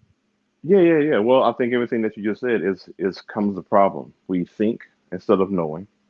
We don't hire them based on what everything's data driven, quantifiable. So I should have seen you do this. Your resume and your prior experience, your past performance should be specifically what I need you to do. Right? If you edge lawn and I got you over here power washing, that's not right. If you're an admin, but I got you over here in sales just because you're cute, don't make sense. But some people make moves like that. I need to pull you from whatever you've been doing. Hey, I need that skill over here because I'm weak over here, or I can't do this. So I need you to do it. Even if it's 70% of my perfect work, I need you to handle this task and go from there. And then sometimes our culture and our system may be a little different from what they used to. So I have to test those waters. So we have, 2 levels of probation periods for a lot of our people that we bring on. But those 2 in particular, I needed them so bad, if you will, at a certain spot. They were growing out of that spot, and I was trying to keep them there for too long because I needed them there because they were doing so good, but they didn't like it. So it was a friction. So I said, you know what? Let me stop tripping and let them be where they need to be, and they blossom ever since. Found somebody else to take in that. So yeah, when feelings get involved and you're not quantifying what they do, you can definitely run into that problem, man. But you find people that are good at what they do in an area where you're weak or need, talent there, and then let them thrive. But again, what systems are you putting in? What expectations are you putting on them? Can you let them kind of test the waters, get the training wheels on, and see how they flow in your system, in your culture? Get feedback from them. Here's what I need you to do. Let's talk. And if you can establish that kind of camaraderie and communication early on, they'll tell you what your system could do better, what they could do better, because I want you to thrive right there. I want you to be good what you at. And they'll tell you if you allow them space for it. So, and invest in that. Mm-hmm. I got a question, Coach. So what do you think is the best form of hiring? You think it's Facebook, putting out a post on Instagram, get on LinkedIn, get on Indeed? How you think you find the best quality people? Referrals from people that work for me already? Like, hey, you know somebody you think is good at this? Talk to them. Like, what's your thoughts on that? I mean, depending on if it's a tasky position, I like hiring from job sites like admin staff and even the certain parts of Indeed where you can really get involved with them and talk to the folks and tell them what you need and they can sift through resumes. But the best way, man, is gonna be that word of mouth. Hey, I need so and so. I'm looking for this type of person, or develop a relationship with someone through LinkedIn. I love LinkedIn to death. There's so much that LinkedIn offers, man, that you can develop a relationship with an HR person, you know what I'm saying, or in different groups. Facebook has a level of it too, but if you can talk to somebody who's a pro in that space, you'd be surprised what word of mouth gets you, because word of mouth comes with what has that person done. And I can call and check on them. Other people know that person. They're ready to exit or work with you. But just trying to sift through resumes, that don't really work too well. I got to talk to somebody and have somebody vouch for what you're doing. Gotcha. So I'll say another thing people struggle with, you know, a lot of older people in business, a lot of people new in business. Like they're hiring people that's for no reason, or they're hiring in the thing that they need, they're paying too much. Like a lot of people don't know that what VAs need to do. Most people don't even know what a VA is. So, what positions do you think this is a VA task, a VA job, and this is not an in-person $15 an hour job? Because I think if you know the difference between the two, you can have better performers at a lower rate and not hiring people to do something paying a higher rate and it's really a low task. You get what I'm saying, Byron? 100%. Because I think most people struggle with this because they hiring 4 or 5 people paying them each $15 an hour, and that's $4 jobs, bro. Facts. What I've learned, bro, and it's just me. I want to get coaches into take on this, but what I've learned that I have to still continue to get better at is what I'm realizing, bro, is that you pay the high prices for the thinkers, bro. People who can think and process on their own, pay them people, right? And then what you do is you get a VA to do all of the things that keeps them from thinking. I want my thinkers, right, to be paid to think, bro, because those thinkers, people who can think for themselves, bro, can help scale a business up so fast, so far more than just task-oriented people. You know what I'm saying? And so I'm now moving into a space of how do I get more thinkers on the team, bro? Thinkers are valuable, bro. Because if you got the thinkers working on some bullshit tasks, but they can't even think like they don't want to think no more. They too busy doing bullshit busy work that we can hire VA for. Bro, I need the thinker pushing the VAs. You understand what I'm talking about? Yeah. Thinkers, bro. That's where thinkers will make you hundreds of thousands of dollars for their seat in profit. Yeah. That's where your real money is at. And a lot of times we hire a lot of non-thinkers to pick up tasks, but what we don't understand is those tasks don't really be having like ROIs like talking about. Yeah. Them ROIs don't be on them damn tasks like they be on them thinkers. Mm-hmm. Yeah. What thoughts about that, Coach? No, Byron's spot on. You can tell Byron's starting to get real seasoned in what he's doing because you got to kind of exhaust some of those old practices, that old way of thinking. And I say not even old. Sometimes you got to get around more people that are thinking that way, to where you want a circle of executors, thinkers, who's doing what. And you as a CEO, though, your vision's got to be big enough to allow them thinkers to have room to move. Because if you so tasky and you so straightforward, I got to do it this way, you're not allowing other people to grow. So if y'all go back and watch a lot of old boy that used to run Apple, Steve Jobs, he thought a lot like that too. I've been following Steve for a minute. Him, Bezos, they think like that. Elon Musk is falling apart because he don't think like that. Everything surrounds him. It's him, it's him, it's him. What is the vision of the client experience we're trying to get? And what divisions of this company do I need help with? And now you compartmentalize who needs to execute what. Them thinkers should be, here's a vision, let them think. And then what has to be executed by hand, paper, computer, typing, hire of VA to handle that little stuff right there. But that needs to be in your system anyway, right? So let the thinkers auditorily put it out there, transcribe it in Word, and then let the VAs execute. You'd be surprised how fast a VA can knock out a task that's already been laid out. They can get hours of work done in minutes because it's tasky. And then your creators, just let them let them create. Don't put hours on them, but their execution, there should be an ROI to that. If I'm paying you $50,000, you should be making the company $150,000, $200,000 to pay for yourself. Should be, and then let the VAs do their thing.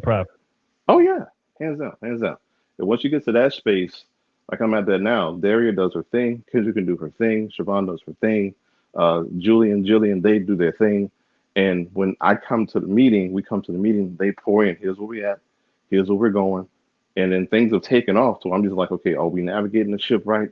Is this on point with our culture, our mission, our vision? Are our clients being taken care of? Are we bringing in new clients? Are we embarking on these projects I want us to do? If that's happening and we're on point, we're not straying off too much, then okay, everybody's doing their thing. And I don't try to control it. Let them do it. If you get off too far, why didn't we follow with so and so from a month ago?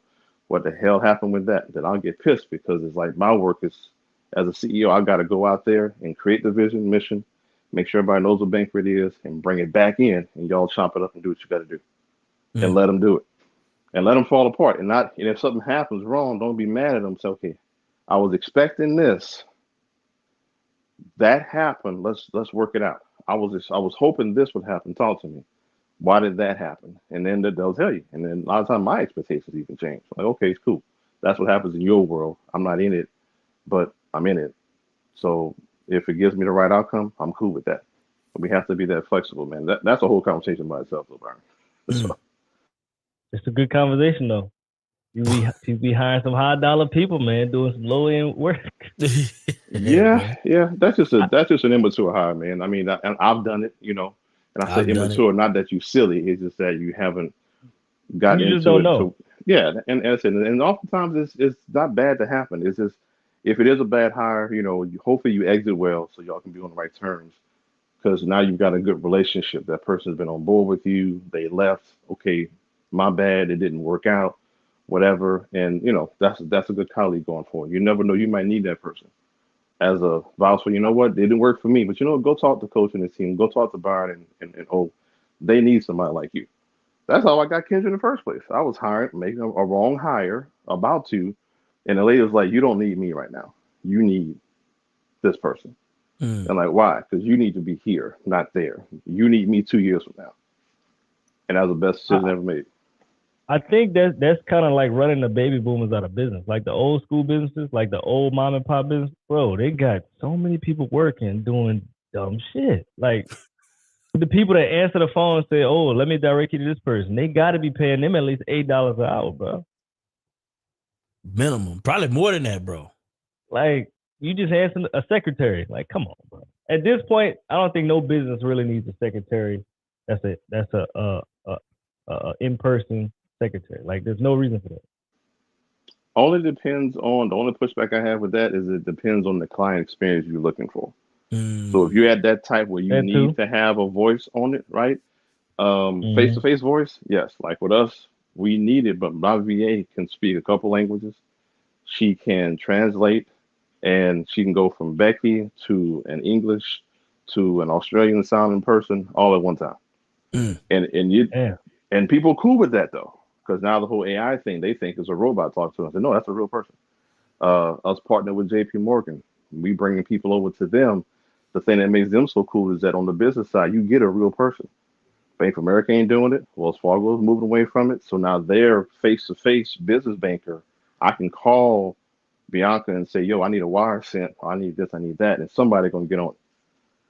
So there's a little space where you can kind of find a way to still have that human touch in a space where everything's so automated. How again? What's your client experience? What's your business model? What are people? What are you making people know you for? And do you need that touch or not? It just depends. I like that. So on the other side, how do you hire great talent? How do you keep great talent? How do you keep that culture? How you do that? Because I mean, you don't want to lose your good people. I think once people get so good, bro, they go ahead and move on and do their own thing. So how do you actually keep those good people working for you or working with the team? I mean, we're blessed to have the same people and we multiply them. We've brought people that are still working in corporate. Like half the staff is part time with us. So I don't need you working 40 hours a week. We're not that tasky to where it's like, come in, do your thing, okay, head on out. I've tried to make sure that they feel appreciated. Most people, if they feel appreciated and loved, and like they're what they offer matters, and I really want to know how you feel, what you think, and they feel appreciated, and that their offer to the brand matters. They're brought in on all company decisions, no matter if it's executive, C level, or whatever. They are a part of that, right? paying them on time, little bonuses here and there, little Amazon gift cards here and there, finding out about them. Kendra pushing me to do this a lot. Like, you need to go learn more about your people. Your brand is growing now. Now Personal. you got to retouch with your people. Yeah, I got to retouch. I didn't realize it because my head be down so much. She's like, no, go get with so and so, so and so, these five, and go relearn your people so that you know and let them know where you're going and how things are. Again, having a good right hand is everything. So investment isn't always monetary. Well, it is monetary, but they have to know you care and know that where you're going, you're right there with me. People don't really leave that type of consistency and that type of what they see as longevity in that. Now if they want to move on, fine. I almost lost a client from, I mean, a staff member because hey, you need to go, but they stayed. So Man, I invest, Uh, say invest in man and just in people. so let's talk to Byron, because you had somebody with you since what, 2017 yeah, or 18? yeah. Why do you think she stayed around so long? Um, I think That's a long time, bro. That's a long time. that's You a stay long there. time. Yeah. Facts. A lot of my people stayed long, bro. Still with me to a certain degree.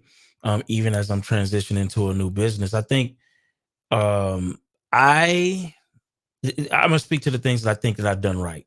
Number one, I allow people, especially my thinkers, to operate in spaces where their genius can be, where their genius Appreciate can it. be. Yeah. And I don't push them once I know them.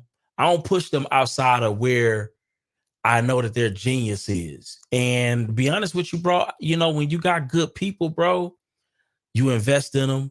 You know what I mean? I've given all kind. We do company parties. We've given gift cards. I pay them. They vacation time. I give them vacation time, paid vacation. Um, in some cases, offered health insurance, right? All of those things. And so that's how you keep good people, bro. And I believe in them, bro. I just I really rock with my people.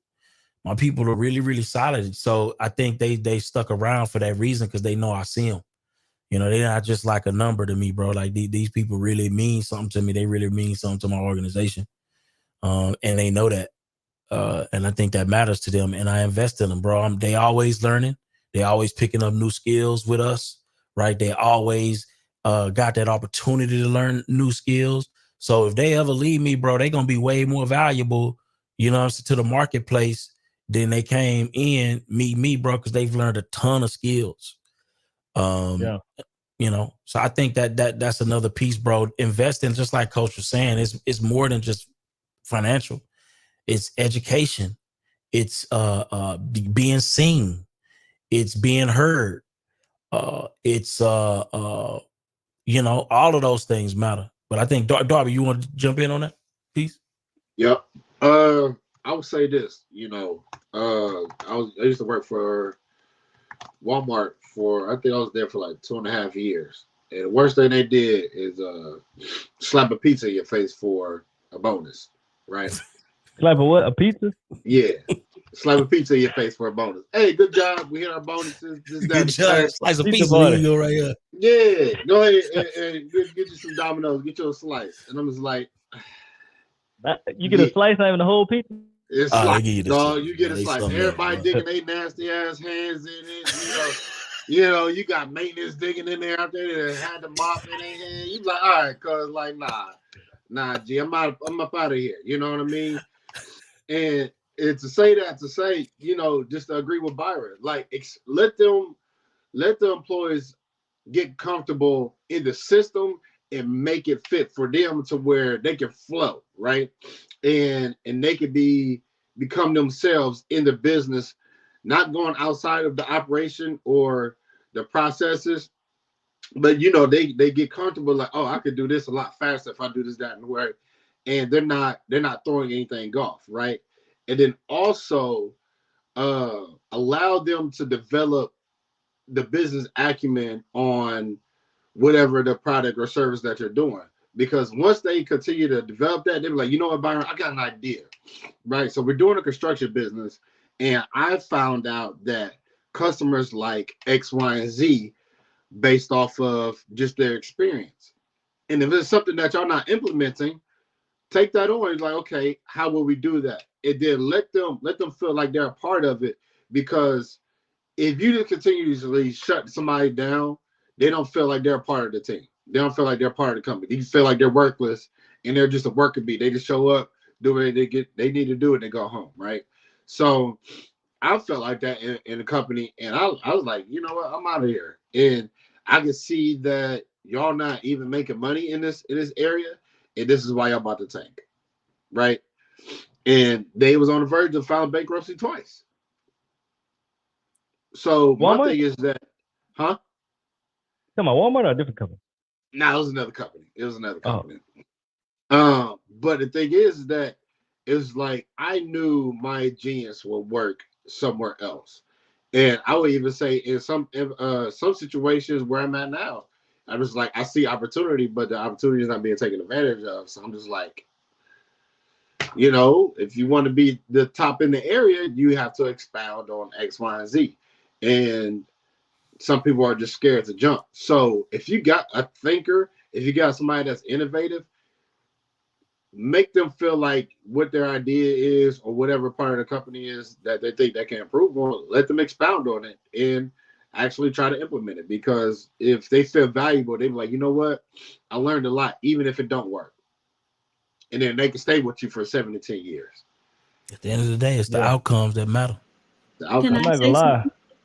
I agree with y'all. So for me, at the most, I think we had about 8. Not the most, we had about 13, but at the most that stayed with us for a while was 8 people. We had people with us for like 4 years. I'm talking about from the bottom to the top. The lowest of the totem pole, VAs, cold callers. For me, we hired our cold callers in-house. Reason being because we can train them. We treat them as people, not just you just a cold call. Nah, you work for the company. Got company culture, all that. So for me, I think what separated our business from a lot of people, we hired our VAs in-house, cold callers in-house. We cared about them. We have conversations with them. We know them personally, we know how many kids they got. And at the beginning of the year, we always ask them what's their personal goal. What do you want to do personally? Yep. All right. And I told them straight up, you work for us, we want the best for you. So how much money is going to take to put your kids in the best school in your area, in the Philippines? How much is going to take for you to buy a house in the best area in the Philippines? So in 2022, everybody bought houses that work for us. I'm talking about for the people that work in the States and for the people that work in Mexico, the people that work in the Philippines. Everybody owned them a house in their first year working for us because we're intentional with knowing who they are. We're intentional with them getting their own goals. And then once you get your own goals, we set up a plan for you to reach your own goals. So now you're reaching company goals. If you want the best house in your area, how much that cost? $300 a month? This is how you can make extra $300 a month in the company. We can hold you accountable to that. Once you start doing that, people know that you care about them. You're not just a number. They know that you really care about them because you want you want the best for their kids. Because most companies don't even care. They don't even know their kid's name. They don't know their kid's birthday. They don't care about that shit because they care about the company. But we actually care about the people. Once you care about the people, you pour into your own people, so you're going to keep making money and they're going to stay loyal to you. And that's what we did. I love it. Continue to do that. Can I say something? Yeah, jump in. Go ahead. I think, when I work with a lot of people, I think sometimes we can get caught up with just sending people tasks, asking people how their day is. If you have a moment, say hello. For me, sometimes people never ask me what makes me interested in wanting to help them. Do I have ideas? I think that's very key, especially when you have thinkers around you. They don't want to feel like they're always just, doing a task that becomes boring, where they're not able to speak. They're not able to join the conversation. And oftentimes a lot of headaches can be prevented because they see areas of your business probably more than you do.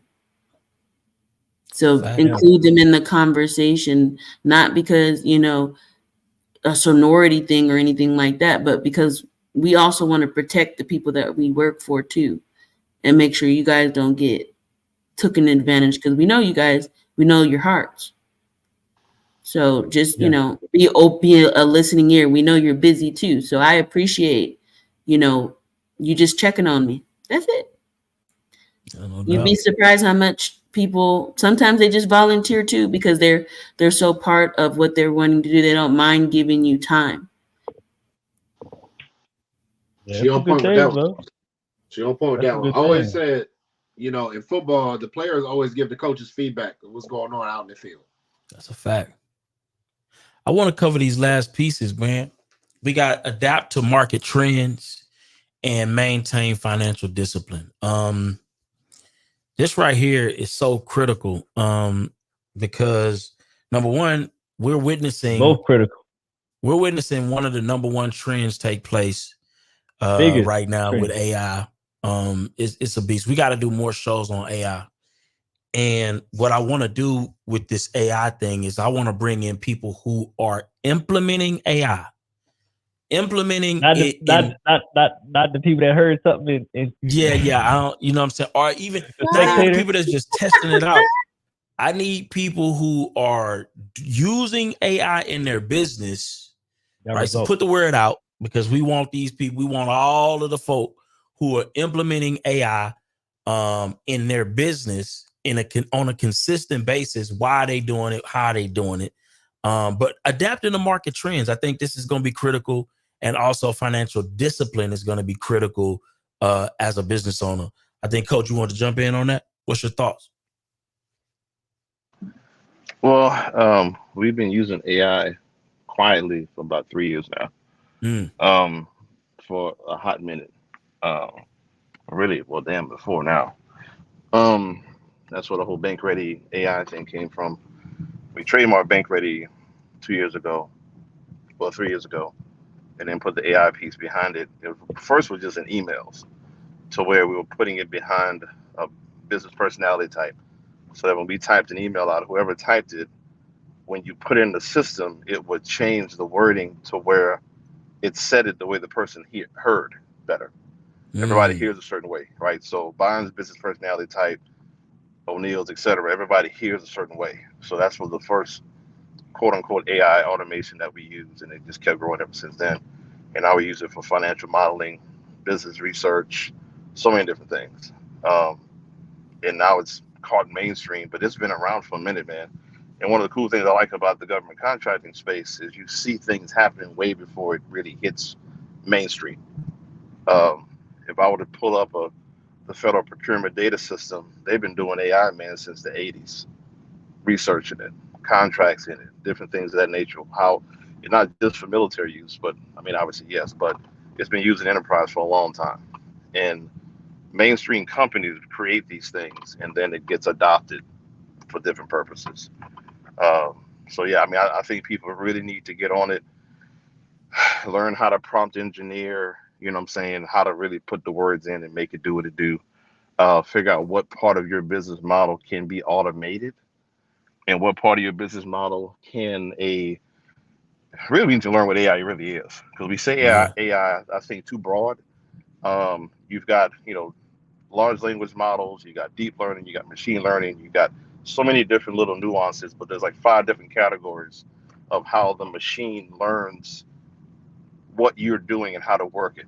OpenAI allows you to customize a GPT or what really is called a transformer. So how is that tool being used or can be used in your business? Everybody can have one. I mean, Yeah. you can have real estate ones, you can have culinary ones, whatever. So I'm What I really want to happy y'all do. want to bring it up. Yeah. What I want to do. Oh, I think we're going to probably on these last two topics, obviously you have to be financially astute, in order to build a business empire, because you're going to have to maintain that budget. We talked about that earlier in terms of understanding what your hourly bill is. What does it take to maintain the basics in your business? And then what you need to charge based on what it takes to maintain the basics in that business. You have to know those numbers explicitly. And we're going to do some deeper training. I think we need to do 2 shows. We definitely need to do some more shows on AI. And again, I want to hear from the people who are using it in their business, not theoretically. Because not saying that I like the theoretical conversations on AI too, because we need the people who are ahead of the curve in terms of learning what's coming next. But like the practical.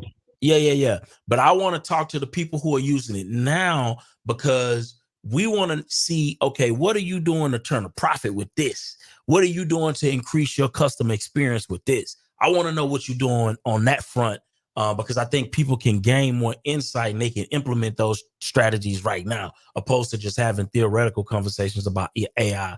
Because theory, bro, they gonna be taught AI gonna be, doing a bunch of stuff theoretically, but who cares right now? We need to talk about how we implement it. So we're gonna have those conversations. So I think we ended this Building the Empire series. If you like this Building the Empire series, put a fire emoji in the chat. Make sure you like the video. Like the video, yeah. Like the video. Subscribe, man. We almost at 3K. We almost at 3K. We just need to hit the 3K. I don't think that's bad. 3K in 3 months, man. Come on now. Let's hit the 3K for the year end. I mean for the month end. How about that? Next week we're gonna be talking about, will Trump be the next president? What does this mean? No. It's gonna be a shit show. That's gonna be a good conversation, bro. Yeah, bro. Yeah, bro. I can't wait. I cannot wait. I wanted to congratulate Byron and O'Neal. What we did. What? For having over a year of being on YouTube. You guys never celebrated your YouTube anniversary.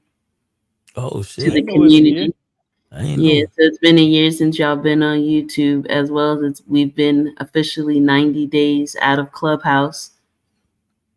So I just want to congratulate you guys for sticking to it.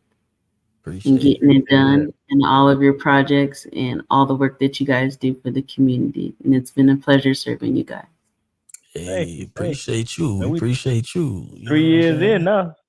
Yeah, you've been helping us tremendously behind the scenes. People just do not know the amount of work that goes into making this particular show, the show that we see today. And a lot of that is attributed 100% to Ruby doing tremendous things behind the scenes that y'all don't get a chance to see. So we just want to say appreciate you.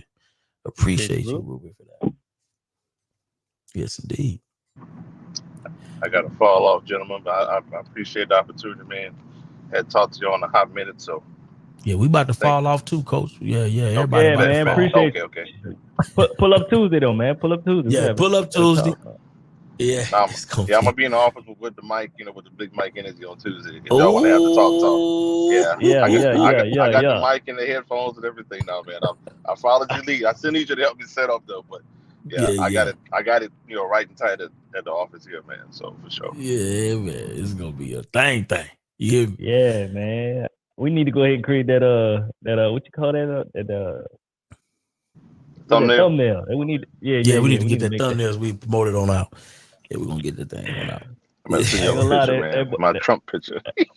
That boy Trump got some thing going on. That boy got some shoes. I got 10 pictures of Trump. That thumbnail gonna look crazy, y'all. Them shoes not half bad now. I ain't gonna lie about it, man. Them shoes not half bad, man. I ain't never heard of a former president or current president with a sneaker shoes. He's about to do a sneak attack into the White House. Mm-hmm. Oh my God! I never heard a future president or past president got it. But he got it. He got what kind of fines? He got fines. He got. Bruh, he's supposed to go to jail, right? Cases, fines, the works. 99 convictions, and jail ain't one. Boy, how does man not in jail, dog? This man, they said he can't do business in New York no more. Yeah, like bruh, you know how crazy it is.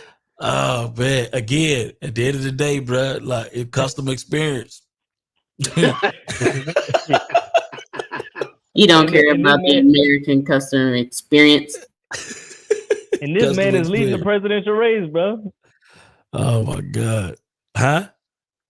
This man leading the presidential race. Yeah. He gonna smoke Biden. He gonna smoke that guy. That guy ain't got a shot. You hear me? Listen, by the time Biden wake up, Trump gonna already be president. You know what I'm saying?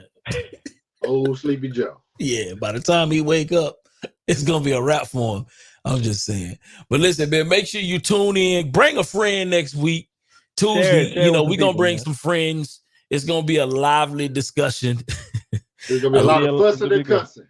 A lot of Hey, we can't wait, man. We here for it. We here for all that. Yeah. We're not. Well, Let me say this: we're not not a political show. We just here for the entertainment and education. That's yeah, absolutely. Don't let them lie to you. They Trump supporters. Hey, I ain't gonna lie. I think the man will be president, bro. It is what it is. It is what it is. You know what I'm saying? It is what it If is. he become president, I promise you, this world gonna be upside down, inside out. That man can be president, bro. Everywhere. Like I said, I'm not a political person, but I be looking at that shit like once a week. That man is leading everything. off of a sneaker. Off of You think shoe. it's off a saying? sneaker? Hey man, that man gonna smoke Sleepy Joe, bro. Hey, by the time Joe wake up, bro. How Joe Biden be?